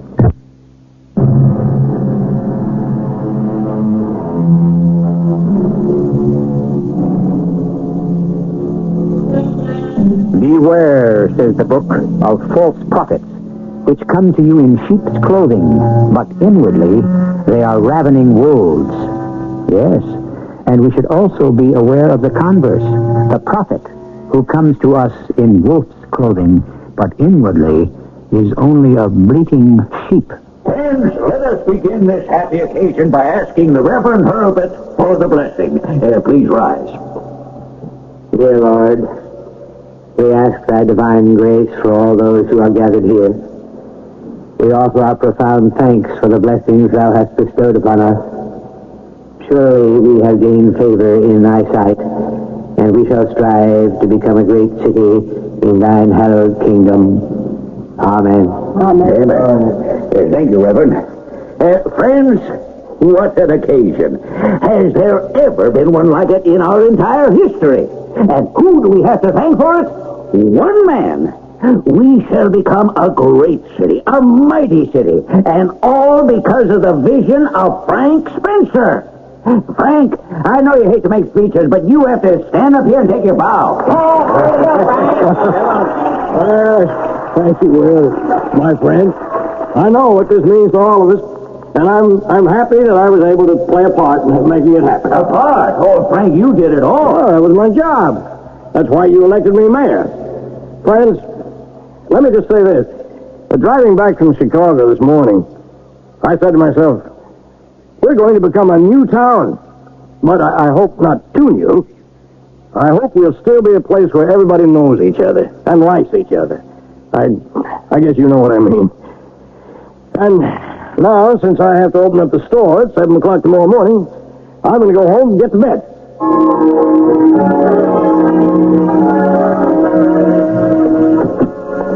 I thought we'd never get away. Oh, darling, it's a price you have to pay for fame. Oh, it wasn't out to become famous. Frank, people just can't get over it. I can hardly believe it myself. And we'll never get away from that. Did we lock the door? I think so. Good. Now let's leave the phone off the hook. Better answer it. Now you answer. It isn't for me. Honey, I'm all sorted out. All right. Hello? Who is it? Oh, yes, Tom. No one talk to him. He just fell asleep, Tom. I don't want to talk to anybody. Mm-hmm. Oh, well, but with all the excitement... I don't even want to talk to myself. Oh, sure, Tom. Tomorrow. Good night. You want a cup of coffee? Oh, keep me awake. Oh, you're too keyed up to sleep anyhow. Hasn't this been the day? How about a drink? I'm drunk now. Oh, I can see. I'm not on whiskey. Oh, I am. I understand. I'm intoxicated. You're telling me? Honey, turn on the radio. Oh, sure, but you already heard it all. I'd like to hear it again. Will they still be talking about it? What else is there to talk about on that one-lung station with one horsepower? What a thing for the mayor to say. I can afford to say it because I mean it affectionately. And besides, didn't I just earn the right to say anything I like? Absolutely. And furthermore, we're not going to be a one-horse town very much longer, it looks like. That sounds as if... What? As if you might have mixed emotions about it. Well, don't you? No, not really. All right. Well, let's hear what Will Johnson's batting the breeze about. Music? I guess Will's finally talked himself out. Not Will. Probably just resting his voice. Friends, it's been almost 8 hours now since our town has been told about the miracle. What'd I tell you? For in truth, this is a miracle. This is a resurrection. Oh, come on now. And it's not just one person being brought back from the dead, but an entire town. Yes, our town, our beloved hometown, shall now return to vital, vigorous life. That's laying it on.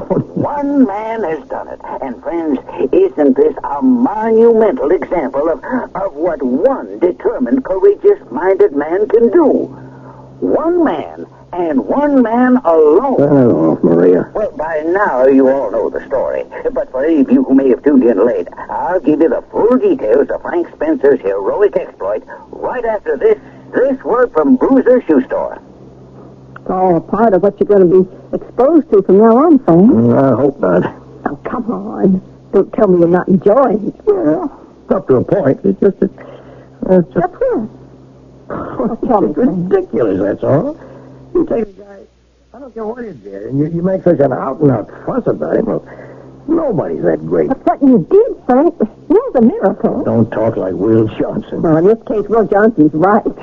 You, all by yourself, you saved this town. There was nothing to it. You know, you never even told me how you did it. Well, I was sitting in the store and wondering how I could get some action in the town, bring in some industry. And I just happened to read in the paper that Miller Basford was thinking of relocating one of their plants. And it made me think. Well, that's what I mean, Frank. It was in the papers for all to see, but only you... And now I decided to go to Chicago and just ask them to come here. Now, that's exactly it. You did something about it. You didn't ask anybody, didn't tell anybody, not even me. You just went. Oh, I didn't want to raise any false hopes. But it was such a magnificent idea. It was nothing, really. I just drove into Chicago, parked in the Miller Basford building garage. Cost you $4 to park there, too. I'd like to own that concession, believe me. Frank, what you did... I walked in the lobby. It said, Executive Offices, 35th floor. Took the elevator. Said the red-headed receptionist. Pretty little girl she was, too. I said, I'd like to see Mr. Basford. And she said, do you have an appointment? Because nobody sees Mr. Basford without an appointment. And I said, be that as it may. But why don't you just tell Mr. Basford that Mayor Frank Spencer of Sharon City is here? And if he'll give me a few minutes of his time, I could convince him to move his new plant to our town. Just like that? Just like that. And do you know, Mr. Basford said, send him in. And in that way. Mr. Basford? Mr. Harlow K. Basford himself? He advises the President of the United States. He's one of the richest men in the world. Well, he puts his pants on one leg at a time. Just same as everybody else. Mr. Harlow K. Basford? Isn't that what I've been telling you? And you spoke to him? Well, why not? We both talk English, don't we? And he said to me, Mr. Mayor, here I am. Convince me. And I did. Just like that? Just like that. But what did you say? Oh, I just gave him the facts. We were near good roads. We had an abandoned factory building that they could take over. We had all kinds of skilled labor. Things that mean something. And? He said he'd investigate. He did. And today, he made the announcement. Oh, the announcement. thanks to the brilliant missionary effort of Mayor Frank Spencer, we have become aware of the desirability of Sharon City as the site for our new reduction plant. We plan to begin operation there. Oh, but it's history, Frank. History. What's that? Hey, look out the window. Hooray, the torchlight parade. What does everybody want? You'll have to show yourself. I don't want to. I must stay out there all night. Okay. All right. Listen, everybody. Listen. I want to tell you, this has been the greatest day of my life. And I know how happy all of you are. But if you really want to thank me, you give me something I want more than anything else in this whole wide world. And that's a good night's sleep. Come on inside, Maria. Oh, well, now, how was that for a token of esteem? Things will settle down to normal soon, I hope. Oh, Frank, it's just that everyone's so happy. When the textile mill went bankrupt, it looked like the end of the world for this place. And it would have been, not for you. Okay. And now let's get some sleep. Oh, the town will never forget. Honey, you want to remember that old saying, this too shall pass away. Me for some shut-eye. You go upstairs while I lock up and put out the cat. Just like you do on any ordinary evening. Well, no matter what's happened, you still have to do all the same old ordinary things, don't you?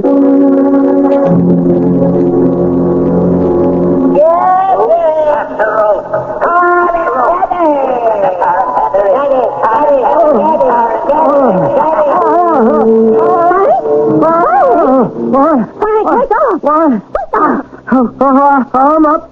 What's the idea? Why'd you wake me? Frank, you were having a nightmare. Oh, yeah. Oh, what was it, Frank? Oh, nothing. Oh, it couldn't have been nothing. It's just a dream, that's all. It was a mighty disturbing dream. Well, that's all it was. You were so upset you woke me. I'm sorry, honey. Frank, what was it? That's not important. And why does it bother you? Darling, I can tell. Well, it's crazy. Tell me, then you'll feel better. You won't believe it. Well, go ahead. I dreamed about a mob. A mob? Yeah, a lynch mob. Oh, no. Yeah. Where? Right here. Here? Yes, Maria, here. In this town? Yes. That's impossible. Why do you say that? Because nobody's here with Well, maybe it wasn't exactly a lynching, but maybe they were just out to tar and feather. Well, that's better. Not much better, but something. Well, they were angry, violent, and they were after this guy in the worst way. Which guy, Frank? Well, as near as I could figure it out, it was me. There you go. It may have been a dream, but even so, you know the way things can change in almost the blink of an eye. The day is warm, the sky is a bright and brilliant electric blue, and suddenly the dark cloud, the burst of thunder, and the full fury of the storm. You'll get a great deal of that in Act 2, which shall explode here shortly.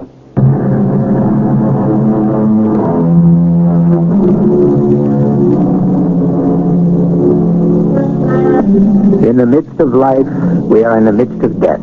In the midst of joy, we are in sorrow. In the midst of victory, we are in defeat.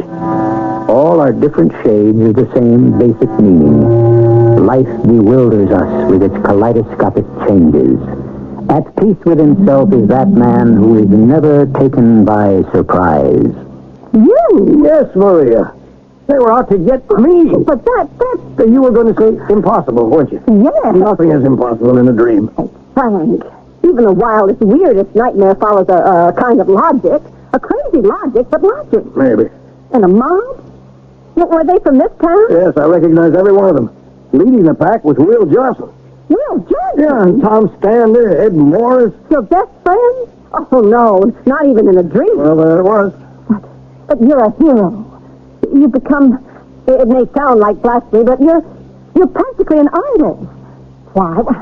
How could you even imagine that the people in this town would turn against you? I don't know.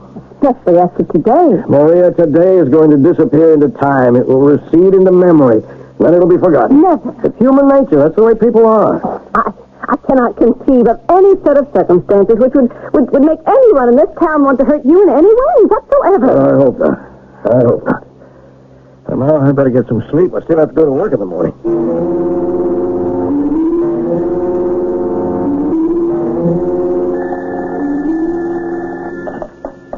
Hello? Spencer? Tom? I was going to get to you. We have a meeting in the town council tomorrow night. Executives from Miller Bassford will be there. All we have to do is cross the T's and dot the I's. Dinner? Let's have Sue Ellen arrange that with Maria, huh? Sure. Oh, when am I ever going to catch up with... Hey, Frank. Oh, morning, Will. You want us to run your same ad in the station this week? I guess so. Well, it ought to be freshened up a bit. You do it for me, will you, Will? I'm just so busy. You want to get used to being busy, Frank. We won't be a sleepy little village anymore. I wonder, is that good? Well, it isn't good. It isn't bad. It's progress. Oh, I guess so. I don't really think you appreciate the implications of this coup you pulled. Oh, I think I do. 800 new jobs. Now, you realize what that'll do to our economy and to our business? Real estate. New families will have to move in. You'll have to expand your operations here, Frank. So will all the other merchants. I guess so. Listen, I want to interview you on the station today. Can't you make it tomorrow? I got a whole stack of prescriptions I have to get at. Well, you might think of hiring another pharmacist to help you out. I don't know. I like to give all my customers a personal touch. I know what you mean. But you have to move with the times. I'll see you tomorrow night at the council meeting.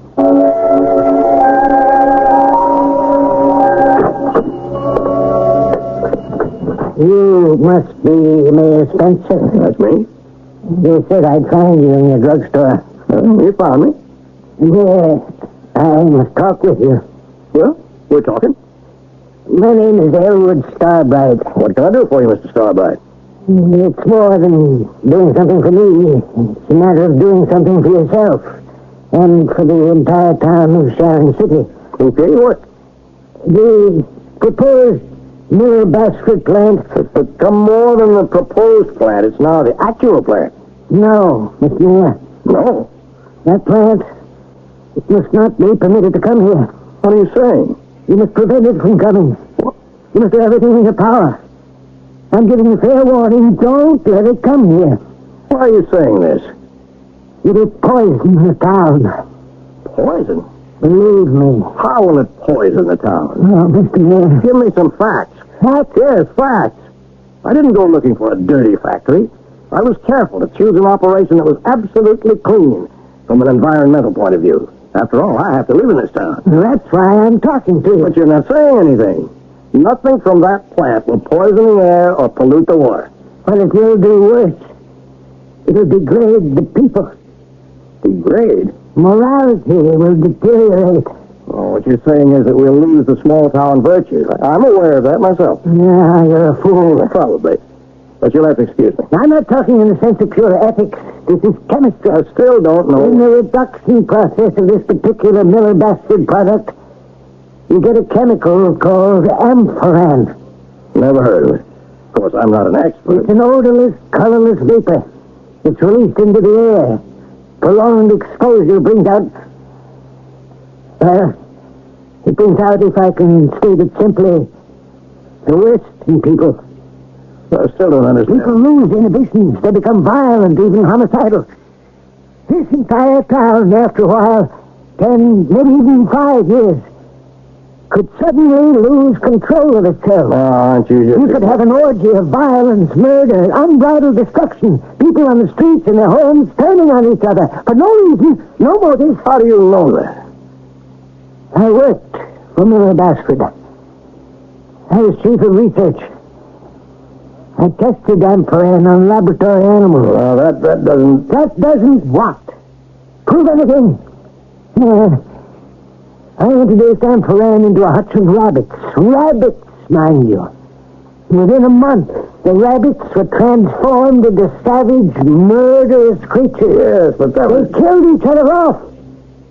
I told Mr. Bassford and the board of directors that we need a new reducing process, but they said it'd be too expensive. And so I resigned. But I have the facts. Amphoran can turn people into psychotic killers. That's why you must not allow this plant to locate here. Well, The council meets tomorrow night.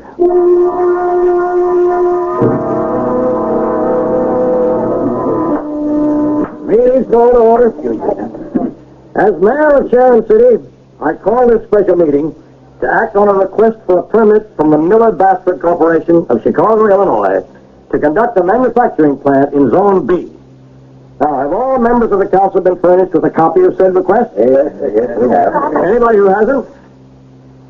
All members who have the request? Oh, yeah. Anybody hasn't? Is the representative of Miller-Basford present? Yes, Mr. Mayor. My name is Robert Pauley. I'm general counsel of the corporation. Well, now, before this body votes on the request, has anyone present an objection to this permit? I have. Hey, the meeting will be in order. State your name. Mayor Starbright. Hold on, Mr. Mayor. This man is not a voting resident of our town. I understand, Mr. Johnson, but under our laws, he's entitled to speak. Mr. Starbright, you have 5 minutes to state your views. And I tell you, this town shall become a charnel house. Sit down.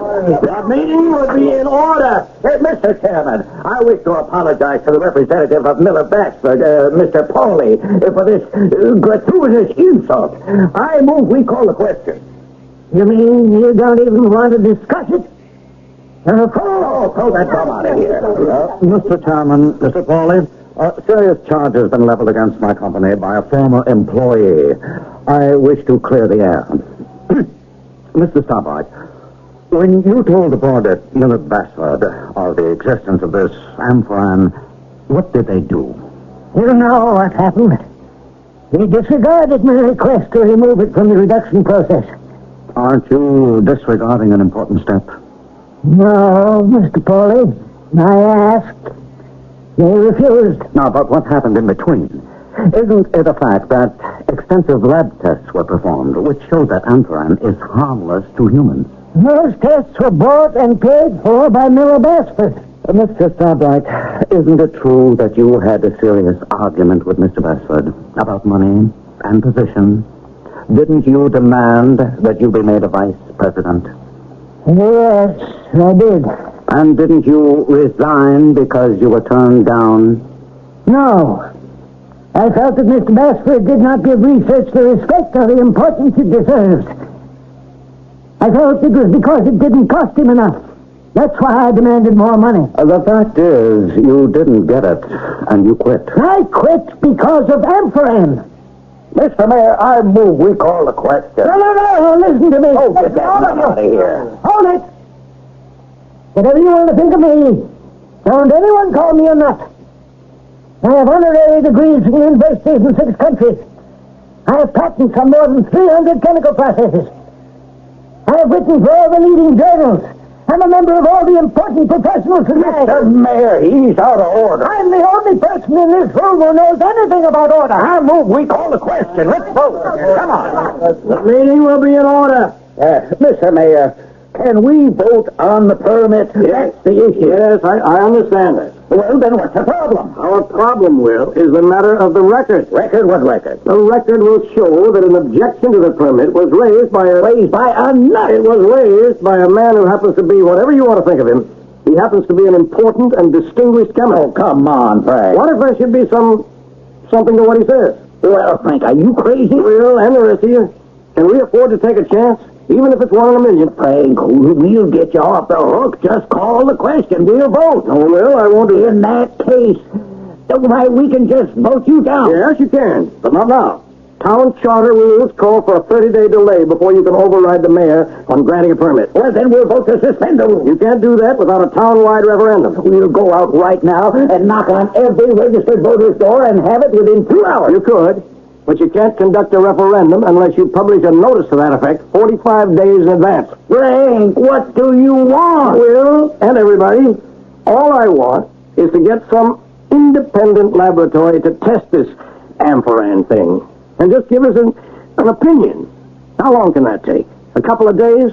Is that too much to ask? No, Frank. Mr. Pauley here has come down representing Miller-Basford. He was told that the granting of a permit would just be a formality. He expected to take that permit back with him to Chicago. Well, I'm the mayor, and I have the responsibility. Do you want to risk antagonizing Miller Bassford to the point where they'll wash their hands of us and locate elsewhere? Is that a consideration, Mr. Pauly? Mr. Mayor, I understand and appreciate your position, but we have our production schedules. Therefore, if this matter is not settled shortly, we may be forced to reassess our thinking. We may be forced to reassess our thinking. Notice how these things are said. The language of subtle pressure. The exquisite nuance of the implied threat. If the matter is not settled shortly. A marvelously relative word, shortly. A gentleman farmer named George Washington in 1763 said, I have this morning sent a letter to my London agent. I expect to hear from him shortly. The letter would need 3 months to cross the ocean. And it would be another 3 months before the answer could arrive.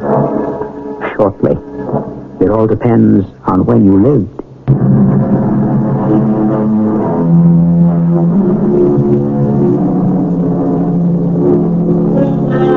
Laugh, and the world laughs with you. Weep, and you weep alone. And what is the moral? The world has little patience for people with problems, and it gives short shrift to those who persist in rocking the boat, even if it's the only way to alert people that the craft is sinking.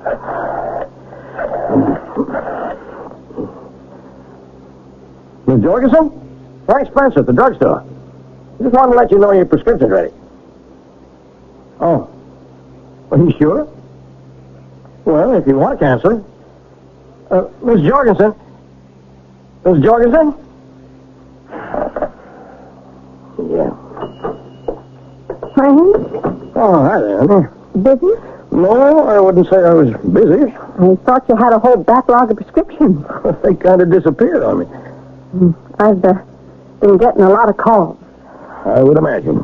People ask me, what's wrong with Frank? Do you think anything's wrong with me, Maria? Frank, I'm your wife.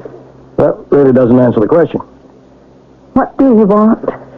I just want you to know that I'm doing what I see as my duty to this town and the people in it. We should get that lab report in a day or two. I've been listening to Will Johnson deliver the news every hour on the hour. What's he saying? Oh, it's just about noon. Turn on the radio and listen for yourself. Never mind. I can just imagine. I don't think you can. Listen. Here he is. 12 o'clock and all the local news.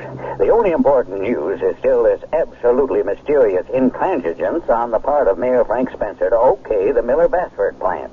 The town is absolutely up in arms, as Spencer is obviously using a flimsy technicality to delay approval. Is Frank Spencer out to destroy this town? This town that's been so good to him? Anymore. Let Frank Spencer know that this town will not tolerate his insufferable arrogance. If you won't, I will. Tell him in no uncertain...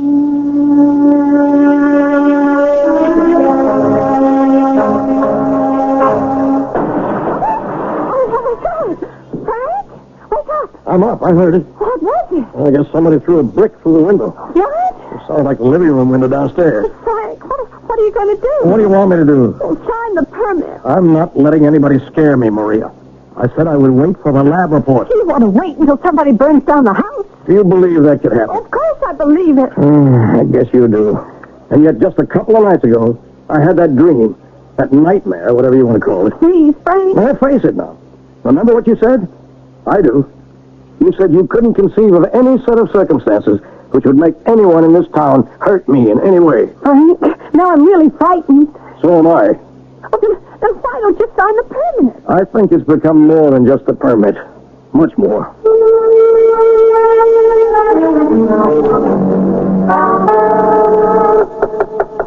Come in. Oh, Frank. I've got something for you. What's that? What does it look like, Will? It's a brick. Yes. Someone tossed it through my window last night. Oh, now, look, Frank, I don't know... Someone who was inspired by your rabble-rousing newscasts. Well, feelings are running pretty high in this town. And they're being kept pretty high, too. Frank, level with me. What's it all about? First you go out and you bring Miller Bassford in here. Now suddenly you want to kick him out. But I don't want to kick him out. Then what are you trying to do? The job I swore to perform. To protect the health and welfare of this community. Well, then protect it. Protect the economic health and welfare of this place. Let's have some prosperity. Or don't you want that? I want that more than anything else in the world. Well, then start acting like it. Sign the perk. I will. When? As soon as we get the laboratory report.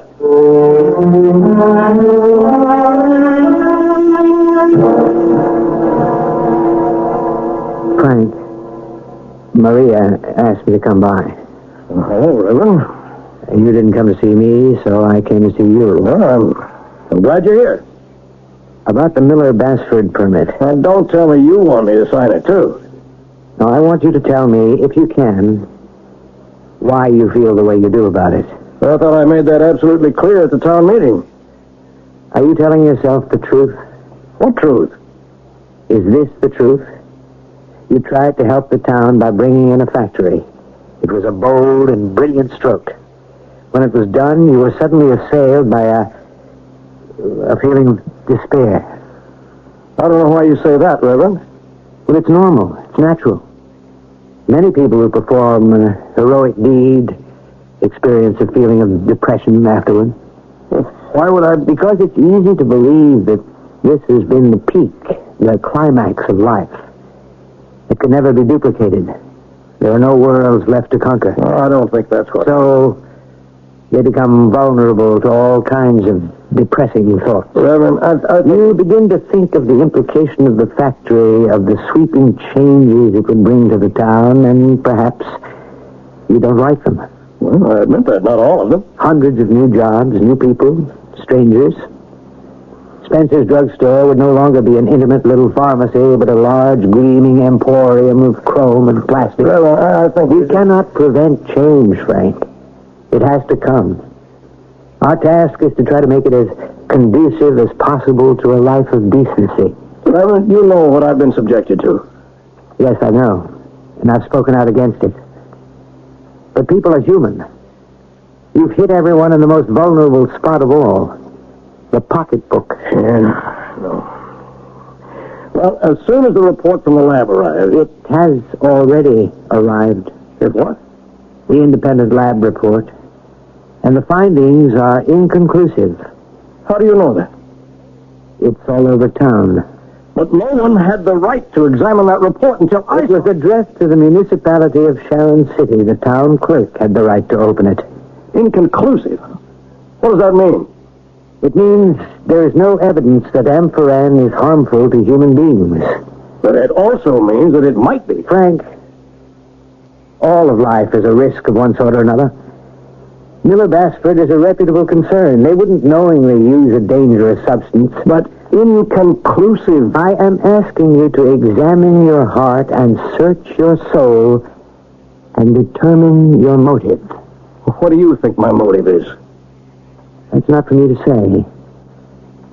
If you seek to deny Miller-Bassford the permit on safety grounds, your scientific anchor is somewhat flimsy. I think you've cleared the air. All these years, in a way, it's been my town. Maybe I'm afraid to lose it. Why should you lose it? Because if it gets bigger and more complicated, it might become the kind of town I couldn't understand. Maybe I wouldn't want to live in it. Pray for guidance, Frank. I haven't stopped praying since this thing began. Reverend, you may as well tell everybody. I intend to sign that permit tomorrow.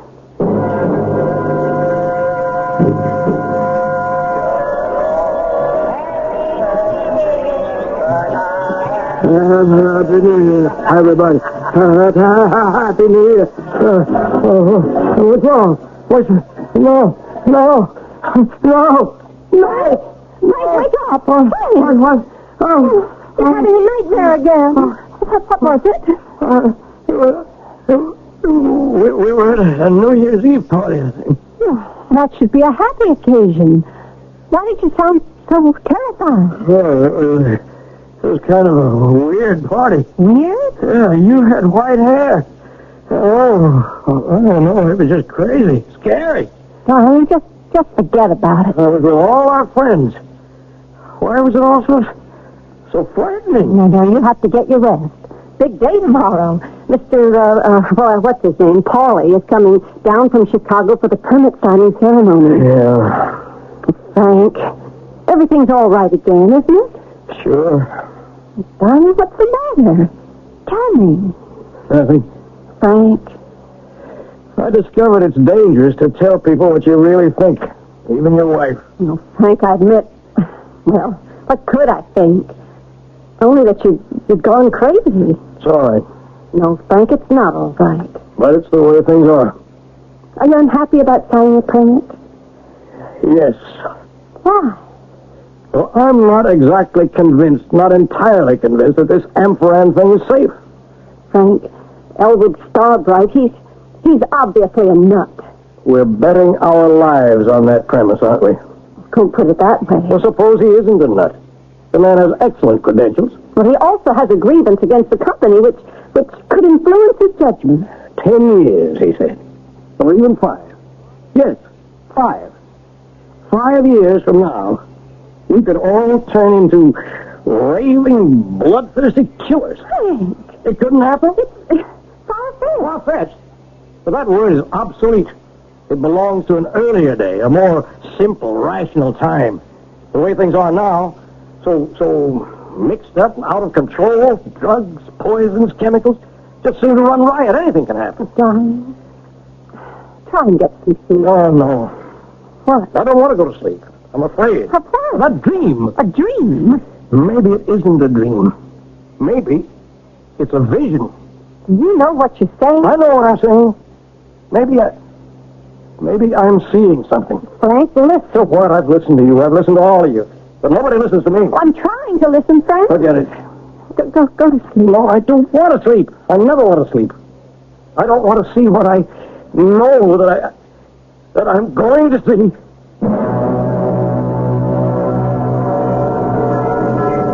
Happy New Year, darling. Happy New Year. No, 1984 is going to be the best year yet. The whole town celebrating. What a town we've become in the last 5 years.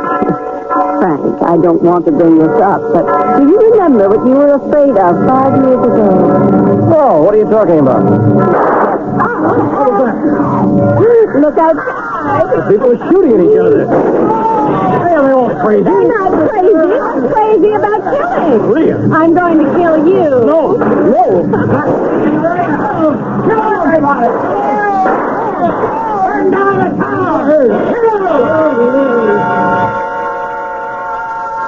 No. Frank? Hey, what is it? It's the amphoran. What? The killer chemical. I saw it happen. I saw the future. I saw 1984. New Year's Eve. It all exploded in fire and blood and murder. Oh, dear, you just be calm. I won't sign that permit. Never. No, of course not. Of course, dear, it's just relax. Doctor? It's Frank. He's very sick.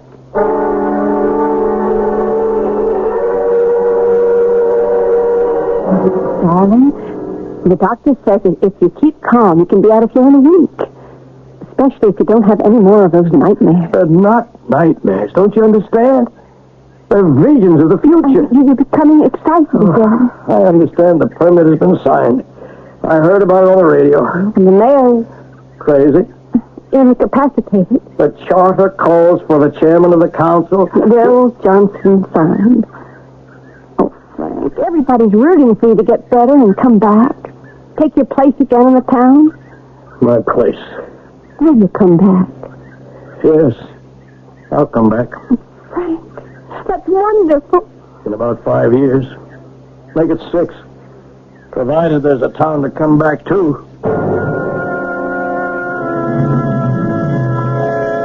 Will there be a town to come back to? Can a little-known substance called Amphoran turn ordinary humans into homicidal maniacs?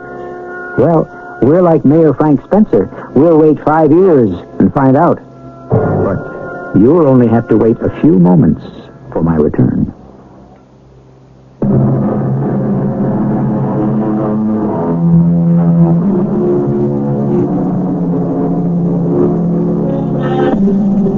Prophecy, a risky, tricky, even dangerous business. The gift of seeing into the future, according to an ancient Greek legend, was given to Cassandra by the god Apollo. But you know how those ancient gods worked it so much of the time. What they gave with one hand, they took back with the other. Apollo gave Cassandra the gift of prophecy, but he also arranged things so that no one would believe her. Most prophets would register a similar complaint. Our cast included John Beale, Ann Williams, Robert Dryden, and Ray Owens. The entire production was under the direction of Hyman Brown. This is E.G. Marshall inviting you to return to our Mystery Theater for another adventure in the macabre. Until next time, pleasant dreams.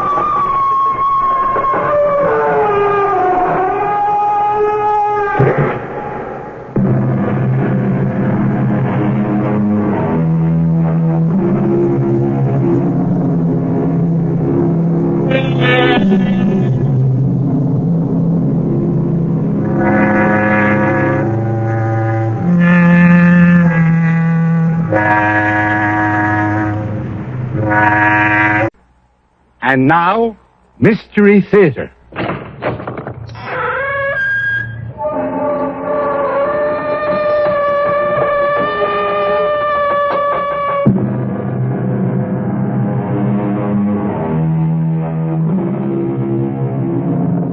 Come in. Welcome. I'm E.G. Marshall. We have a drama for you. An adaptation of a story written long ago. A lady by the name of Mary Wollstonecraft, dead now for a century and a quarter, accomplished in her lifetime two things for which she is well remembered. She married the poet Percy Bysshe Shelley, and she composed the novel Frankenstein. The first brought her misery, the second brought her fame. Though she never married another man, she did write other novels and a goodly number of short stories besides. It is one of these we bring you now.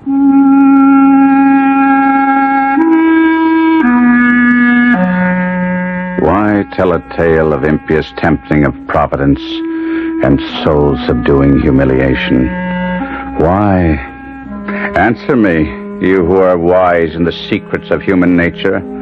I only know that it is so. And in spite of strong resolve, of a pride that too much masters me, of shame and even of fear, I must speak.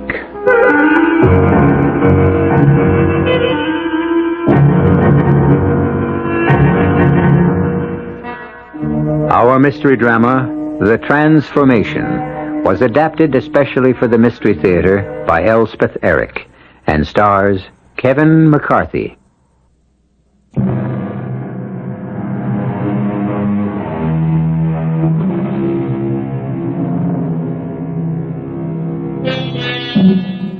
The background for our tale of horror is the proud and beautiful city of Genoa, which looks down upon the blue Mediterranean Sea where the northern coast of Italy curves toward France.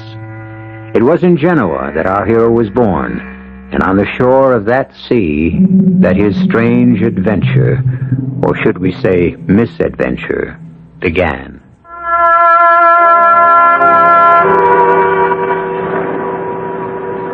I walked the shore. The waves sounded in my ears. The air was gray and dismal, and above the horizon black clouds loomed. The scene reflected my own mood, misery and desperation flooding over me, and a crushing sense of my own helplessness. Memories flitting shadow-like through my tortured mind, memories of days past when I had lived with my father. I was born with, I freely admit it, a most imperious, haughty, and tameless spirit. The words of our confessor, Father Pellegrini, echoed in my head. Your father seems a tyrant to you, Guido. I know that. But you have no mother, and someone must check the wild impetuosity of your character. You must respect your father's wishes, Guido. But I did not. The only hope of my rebel heart was to be a man, free, independent, or, in better words, insolent and domineering. Ah, Guido, what is to become of you? My father had one friend, a wealthy Genoese noble, the Marchesa Torella, who, in a political tumult, was sent for a time into exile. Like my father, he was a widower with one child, a little flower of a child whom he left under my father's guardianship. You will take care of my precious daughter, will you not, Guido? You're several years her senior. You will be her protector, her defender, will you not? I had only nodded my head, but my heart had said much more. My heart had given glad shouts that this exquisite child was to be put into my care. Though words would not come to my lips, this little child, this Juliet, had held out her tiny hand and placed it in mine with such simple trust and affection that then and there I knew I had met my fate. Guido? We grew up together, she and I. When I was 11 and Juliet 8 years of age, a cousin of mine, much older than either of us, he seemed to me to be quite a man, took great notice of my playmate, and one day he called her his bride and asked her to marry him. And when she shrank from him, he insisted and drew her towards him. I had watched the odious scene, and with the emotions of a maniac, I threw myself upon him. I strove to draw his sword. Failing in that, I clung to his neck with a ferocious desire to strangle him. No! Boys! Guido, loosen your hold! I'm ashamed of you. No, don't try to explain.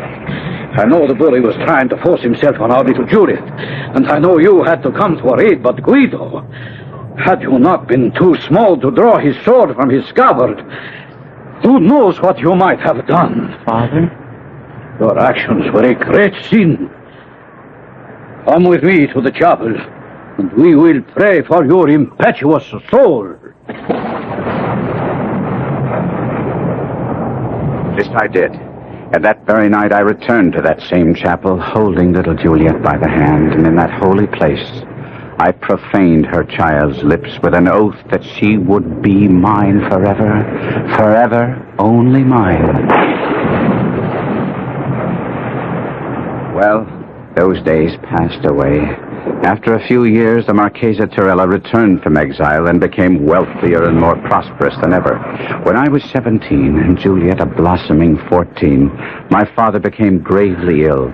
As he lay dying, Torella, Juliet, and I stood by his bedside. I know what you seek of me, my friend, that I will take your son to my heart and into my home.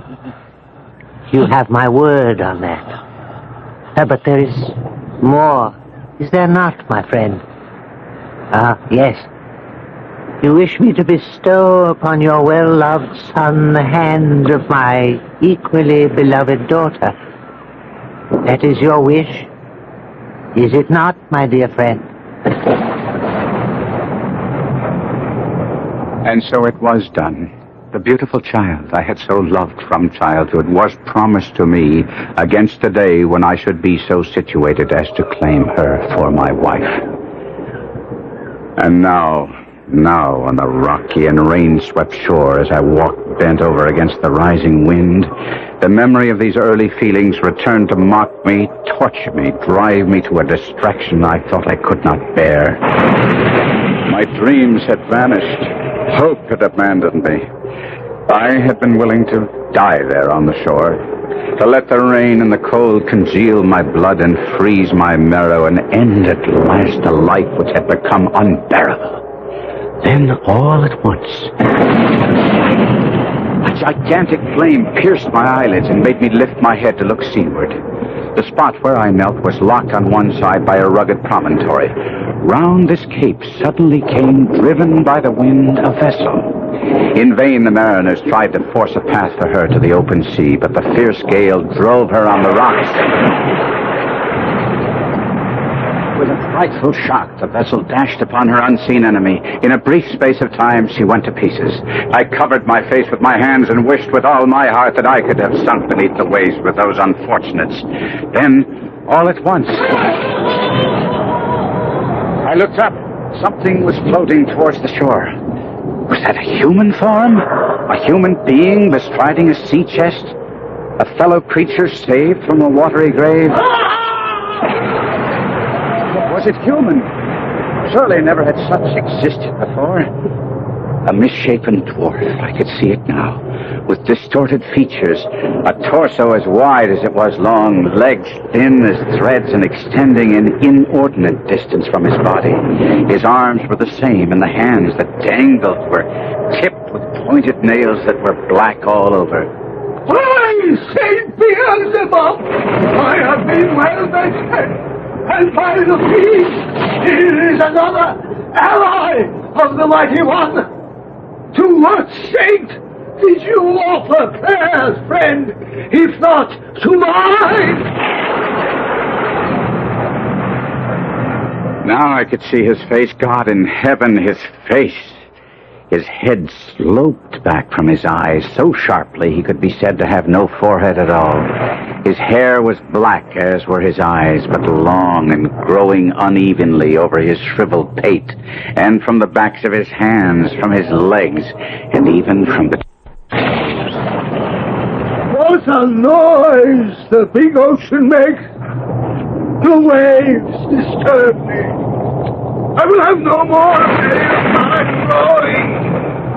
Silence, winds! To your homes! Clouds! Fly to the antipodes! And leave our heaven clear! He stretched out his long, lank arms that looked like spiders' claws and seemed to embrace the expanse behind him. Was it a miracle? The clouds became broken and fled. The azure sky first peeped out and then spread a field of blue above us. The sea grew calm. Come! Don't be frightened, friend. I am good-humored when pleased. And something does please me in your handsome face. Though you look a little woebegone. Shall we be friends? He held out his hand. I could not touch it. Well, then, companions. That will do as well. And now, while I rest after the buffeting, tell me why you wander thus alone and downcast on this wild seashore. Have you no home? I have a home. Then why are you here? I dare not go there. Tell me, is it a woman? What? Did she throw you out? Did she betray you with another? She is the purest, the loveliest, the most faithful. She has done nothing but good, nothing that is not consonant with her noble nature. Then why in the name of the devil are you here? At first I could not speak. And then the words started to come, and soon they were flowing in a steady torrent. Before I could marry my Juliet, I must amass a fortune, and before domesticity claimed me, I must see the world, and see it I did. I went to Florence, to Rome, to Naples, and at long last to the bourne of my wishes, to Paris. Paris! I was arrogant and self-centered. I loved display, and above all, I threw off all control. I became a spoiled child. Who could control me? Not the letters of Terela. No, only strong necessity in the shape of an empty purse. Oh, poor, handsome boy. Acre after acre, estate after estate, I sold. My dress, my jewels, my horses were unrivaled in Paris, while the lands of my inheritance passed into the possession of others. But go on. I'm caught up in suspense to hear the outcome. I thought that I would come home to Genoa. I was nearly a beggar, yet I would come home and rebuild my fortunes. I knew the moment I went to claim my bride, the world would know me for what I was. Not only a beggar, but one who had beggared himself, a wastrel, a fool. Knowing myself unfit to marry Juliet, according to the proper precepts of Genoese law and custom, how could I have contemplated such a thing? I abducted her. Good, brilliant, inspired. You think so? You think so? I planned to marry her, carry her off to France, but my plot was discovered. What property I still owned was put in the hands of commissioners to pay at least partially my mountain of debts. Alone, friendless, I came to this shore, and so you see me now. How can you laugh so? How can you humiliate me even further? Do you mean to starve on these rocks and let the birds peck out thy dead eyes? While your betrothed is possessed by another? What would you have me do? Revenge thyself, man. Humble thy enemies. Set thy foot on the old man's neck. Possess thyself of his daughter. Oh, had I gold, much could I achieve, but poor, I am powerless. You have noticed the sea chest on which I am seated. It was on that chest that you floated to shore. I shall now dismount. See? A common sea chest, would you say? I have seen many such. But when I press here, when a spring lurks beneath, see what happens. It flies open. Come, closer. Behold. I approached the chest. And, Holy Mother, what a sight met my eyes. Blazing jewels, ruby, diamond, sapphire, emerald, beaming gold, pale silver. I trembled head to foot. A wild passion swept over me to possess this treasure which gleamed and glittered within the chest. I looked helplessly at the hairy monster who stood watching me through half-closed eyes. His look, his very attitude told me that he had read my deepest thoughts.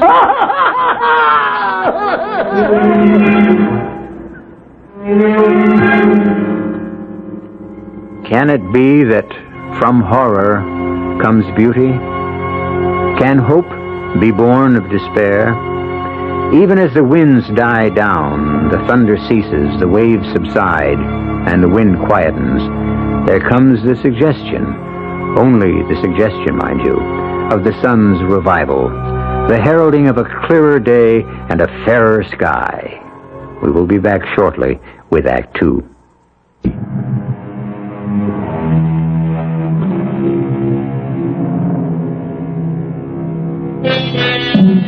You will remember that we left our despairing hero on the shore of the Mediterranean Sea below the city of Genoa. He had poured out the story of his wasted life, his extravagance, his self-indulgence, his profligacy, into the ear of a misshapen monster who had survived a shipwreck by floating to land on a small sea chest. It is this chest which the monster has just opened for our hero's inspection. What a sight! Blazing jewels, beaming gold, pale silver. A mad desire to possess this treasure which gleamed and glittered within the chest was born of a sudden within me. Though I was trembling, yet I controlled my voice as best I could. Doubtless one so powerful as you could do anything at all? Nay, I am not so omnipotent as I seem. Some things I do possess, which you may covet. But I would give them all for a small share of what is yours. As nothing is my sole inheritance, what beside nothing would you have? Your comely face and well-made limbs. You cannot mean what you say. I ask for a loan, not a gift. Lend me your body for 3 days. You shall have mine to cage your soul the while, and in payment, my sea chest. What say you to the bargain? 3 short days.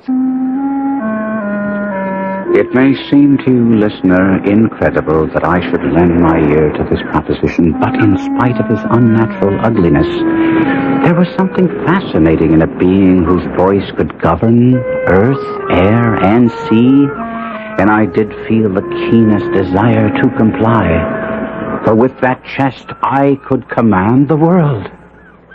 You must realize that if you were to be faithless to our bargain, I would soon die upon these lonely sands. I shall leave you food for survival. But even should I survive, The limbs and body which are still mine would be yours forever. 3 days only! Look here. See the blue of these sapphires. See how the rubies glow, the diamonds flash and sparkle. And there is gold enough here for a kingdom, silver to furnish an army. I know little of black magic, for that is surely what you deal in. But I have heard that there must be a spell, and you must know it, whereby you, should you play me false, would be obliged to render up what you so unlawfully gained. I mean, my face and form. Is such a spell. And what is that? Your blood and my blood must mingle. Here's a dagger. Show me your wrist. Hold it out to me. I have drawn blood. Now, here is my arm. Take the dagger and cut. I hesitated. It was possible that I contemplated driving the dagger into his heart instead of his wrist, then making off with his treasure, leaving him to die upon the shingles, his with the sand. Or was it that the sight of that bony wrist, that hand with its elongated fingers and their black nails, seemed too repulsive to touch? Cut! Cut I did. I held the horrid hand and drew the dagger across the skinny wrist until the blood flowed freely. Good. Now our wrists must lock together. Let our bloods become one. And so we did. In horrid fascination, I watched his blood and mine mix and mingle, yet not quite did they become one. For while the blood from my wrist flowed crimson, the blood of the monster flowed black. I scarcely knew when he separated himself from me. My eyes were fixed upon the treasure chest. I let the jewels run through my fingers. I caressed the gold. I stroked the silver. But as I did so, I saw my hands. Could they really be mine? Long, black, emaciated fingers with long, black nails? Yes, they were now mine. But I comforted myself only for 3 days. I thought to retire to a cave nearby and there wait out the little time before the monster's return. I picked up the chest awkwardly. So unused was I to my new arms. I entered the cave, set down the chest full of my fortune, and ruminated on my future conduct.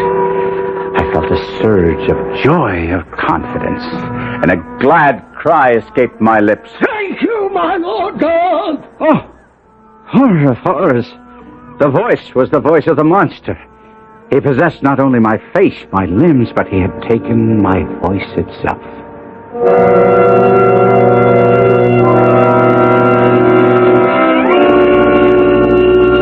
2 suns had set.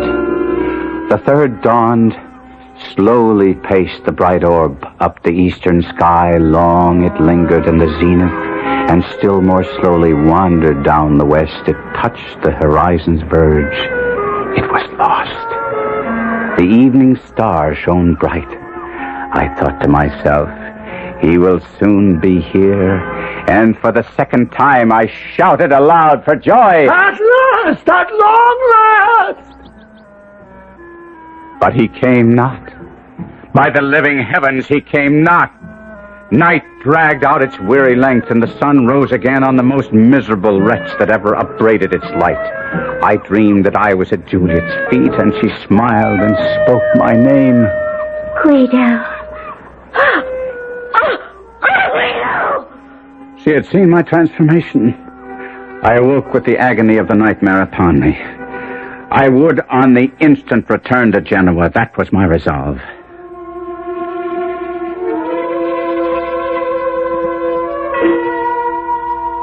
I began to walk towards Genoa. I was somewhat accustomed to my distorted limbs. None were ever so ill-adapted for straightforward movement, and it was with infinite difficulty that I proceeded. I tried to avoid the hamlets, for I was unwilling to make a display of my hideousness, but I was not always successful. What is that? Sweet Savior, what is crawling up the path? It's a spider! A spider the size of a man! Maria, get in the house. Quickly!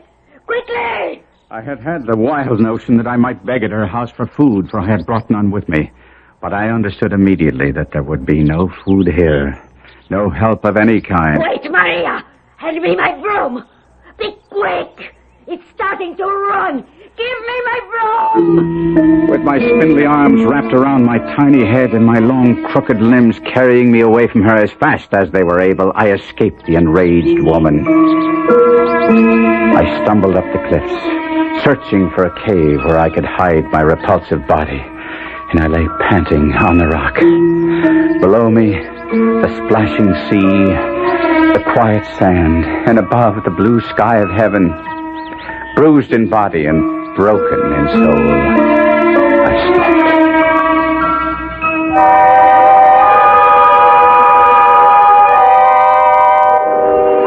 I rose next morning with the sun and continued my journey. I walked as best I could, but it was dark before I approached the outskirts of Genoa. The weather was so balmy and sweet that I conjectured that the Marchese and his daughter might have left the city for their country retreat. It was from this Villa Torella that I had attempted to abduct Juliet. I had spent many an hour reconnoitering the spot and knew each inch of ground well. It was beautifully situated and bosomed in trees. As I drew near, it became evident that my conjecture had been incorrect. The Villa Torella was lighted up. Strains of music were wafted toward me by the breeze. The country people were all flocking about. I longed to address someone, to inquire the occasion of so much festivity. But I thought I might, from some hiding place, hear others discourse, and in some way gain intelligence of what was going on.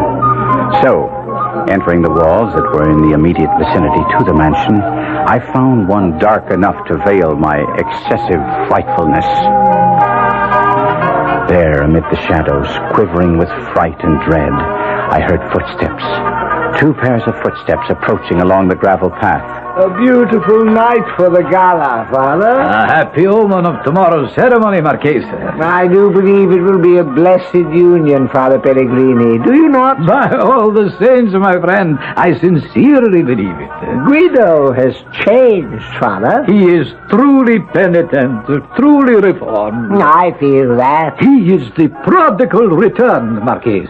Father Pellegrini, it brought tears to my eyes when he so humbly, yet with such dignity, asked permission to call himself my son. And you pardoned him? With joy and love in my heart. And fast upon the pardon bestowed on him the gift of my lovely child, my Juliet. You have acted nobly, Marchese, with magnanimity. Wisely, too, I trust, Father. I believe so. My heart died with horror. I had done all this. On the morrow, my once promised bride was to pledge her vows to a fiend from hell, all because of me, O merciful God. The anguish was too great to bear, and scarce knowing what I intended, I grasped the dagger that the monster had used to sever both our wrists, and I plunged it in my breast.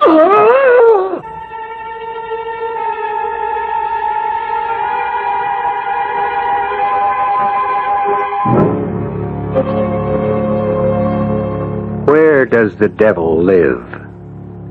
How does the devil speak? What does he look like? What powers does he possess? And how may he be disarmed? We know not neither his abode, nor his voice, nor his face or form.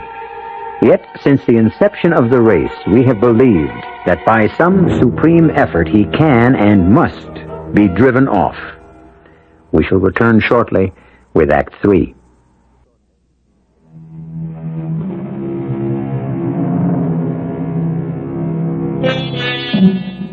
Recall with me now, dear listener, how we left Guido, our gallant cavalier, transformed now into the shape of the most repellent monster, hiding in the shadows of the Villa Torella, where he heard the Marchese Torella and Father Pellegrini discuss the marriage on the morrow.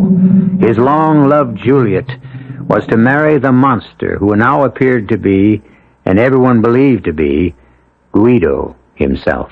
The anguish was too great to bear, and scarce knowing what I intended, I grasped a dagger and plunged it into my breast. I know not how long I lay there in the darkness, but I sensed somehow that the dagger had not pierced my heart. I had not ended my agony, only prolonged it. Then I heard voices. Father Pellegrini and the Marchesa Torella were returning along the gravel path. I had wounded myself badly, and too weak to move, lay directly across the path where they could not fail to see me. Father, look here. There, on the path. Oh, my sweet Savior, what can it be? Is it an animal? Certain it is nothing human. It's some dead thing, some beast who dragged itself from Lord knows where to die in my garden. But what shall we do with it? Don't touch it, Father. But I must make sure. It is foul and putrid. Let it lie there where it is. I'll fetch a servant to take it outside the walls and bury it. Poor creature. Whoever or whatever you are, God have mercy on you.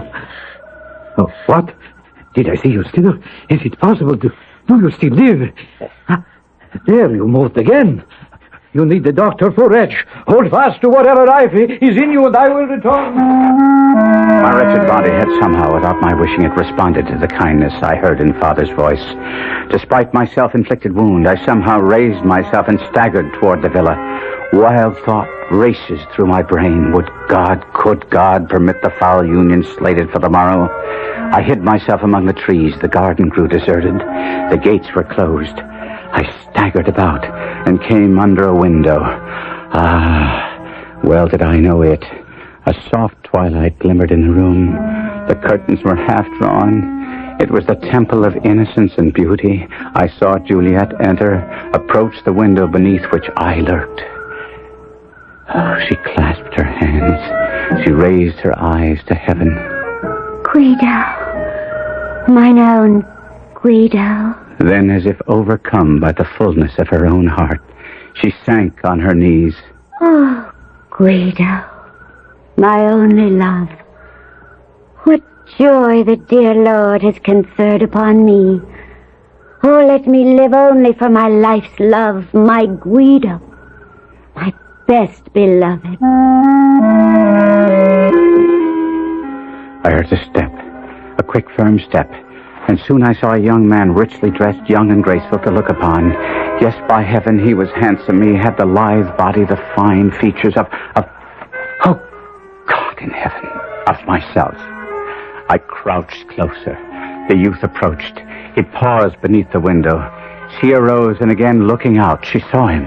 Guido. Oh, my love.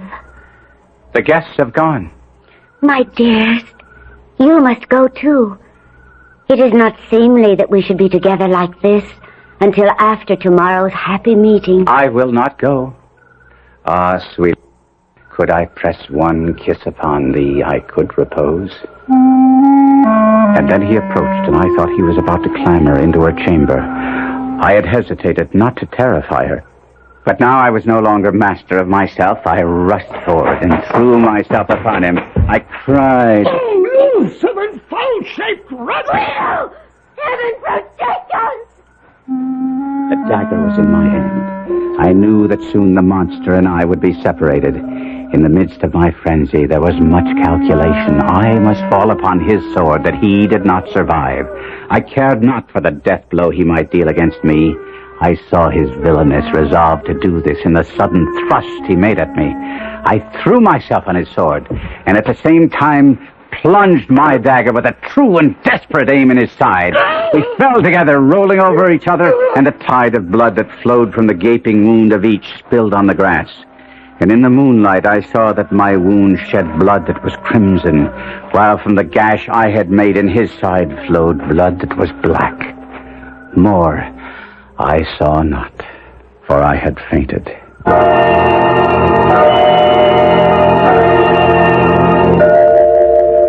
I returned to life, weak almost to death. I found myself stretched upon a bed. Juliet was kneeling beside it. My Guido. Oh, thank heaven you live. Juliet. My love. The voice in which I spoke was mine own. Mine. Not the horrid screech of the monster, but mine own. My dearest one. My sweet love, I have a strange request to make of you. Anything, my heart. Bring me a mirror. A mirror? I must have a mirror. Oh, do not agitate yourself, my darling. I will fetch you a mirror. But you must not be shocked at what you see. Quickly, quickly. Here it is. Give it to me. You are wan and pale after last night's encounter. How? By the mass, I think myself a right proper youth. Your color will return. Do not condemn me. No one knows better than I the value of his own body. No one, probably, except myself, after having had it stolen from him. Whatever are you saying? Are you feverish? Perhaps a little. I have endured much. Are you strong enough to see anyone? My father and Father Pellegrini are just outside the door. Ask them to come in. They are so happy that you are recovering. Do come in. He is anxious to see you. Guido, my boy. Marchese. You look well, Guido. A little pale, that's all. The doctor says that in a few weeks' time you will be up and about. And well enough for the wedding ceremony. Do you have any pain? None at all. Oh, hardly any. And what small pain I may feel, all is washed away by the happiness in my heart. The monstrous creature you killed last night. He is dead. We believe you mortally wounded. You believe? You do not know? There was nothing but a pool of blood. What color was the blood? What color?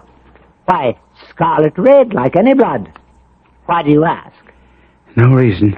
There's no reason that I can give you on the instant. And then we heard Juliet calling for her father, and we hurried to a room. And outside her window we found you. 2 deep wounds in your breast, but, praise God, still breathing. I told them how this black monster had sprung out of the darkness with a dagger in his hand. How you had drawn your sword. Wait, all of you. Where is this black monster now? Is he still beneath the window, or has he been carted away? We never found him. Never saw him again. Doubtless he crawled away to die outside the gates. None of the villagers ever caught sight of him. None. We have inquired of all who were there. Oh, Guido, my dearest, why trouble yourself? I wish to know that he is dead. But why, my darling? One day, when I am stronger, I shall tell you, and you too, Marchesa, and you, Father, all I know of the monster.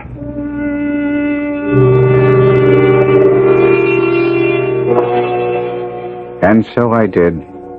Incoherent as it may have sounded, some weeks later, I talked first to Juliet of the monster and his crimes. But you are raving, Guido. You are still suffering from your wounds, your encounter with the beast. You nearly married him. Hush, my darling. Speak no more of that dreadful encounter. It has left you fevered and distressed. But do not fear, my heart. I shall tend you and nurse you back to health. And once we are wed, you will forget the black monster forever.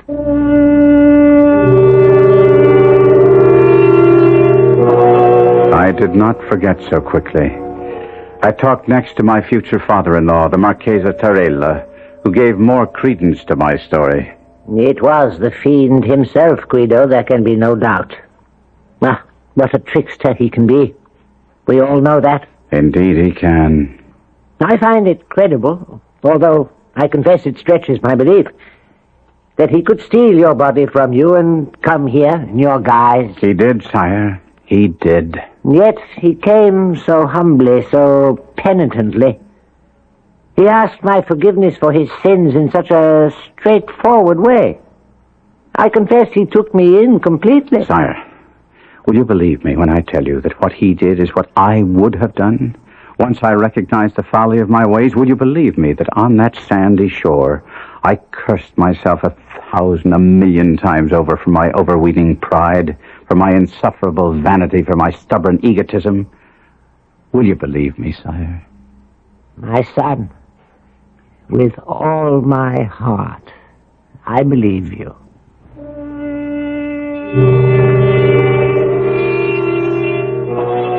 But when I told Father Pellegrini the story entire, his idea differed from either Torella's or Juliet's, and it is his interpretation of the strange events that I most favored and favor to this very day.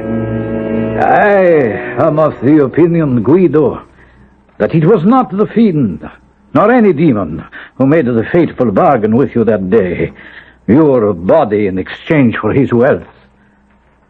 No, I think it might rather have been a good, not an evil spirit, sent by your guardian angel to show you the folly of your pride. I did not again visit that strip of sand where I met the monster, nor did I seek for the treasure. The work of my bodily cure and my mental reform went on together. I have never, it is true, wholly recovered my strength. My cheek is paler since, my person a little bent. My wounds still trouble me, and Juliet sometimes alludes bitterly to the malice that caused this change. But I kiss her and tell her all is for the best. I am a more faithful husband, and but for those wounds, never would I have called her mine.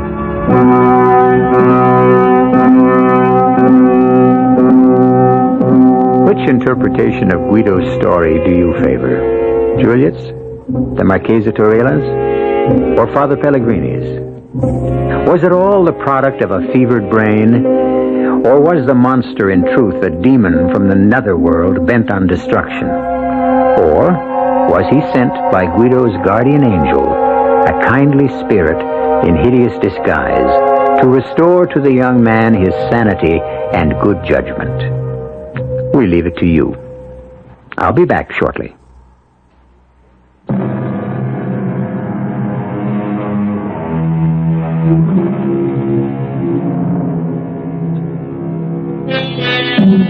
We have said that each one of you may opt for whatever explanation of our story you prefer. Was the monster a vision, a devil, an angel? There is a fourth interpretation which we offer for your consideration. It is from Joseph Conrad, the great Polish writer. The belief in a supernatural source of evil is not necessary. Men alone are quite capable of every wickedness. Our cast included Kevin McCarthy, Robert Dryden, Ian Martin, and E.V. Juster. The entire production was under the direction of Hyman Brown. This is E.G. Marshall inviting you to return to our Mystery Theater for another adventure in the macabre. Until next time, pleasant dreams.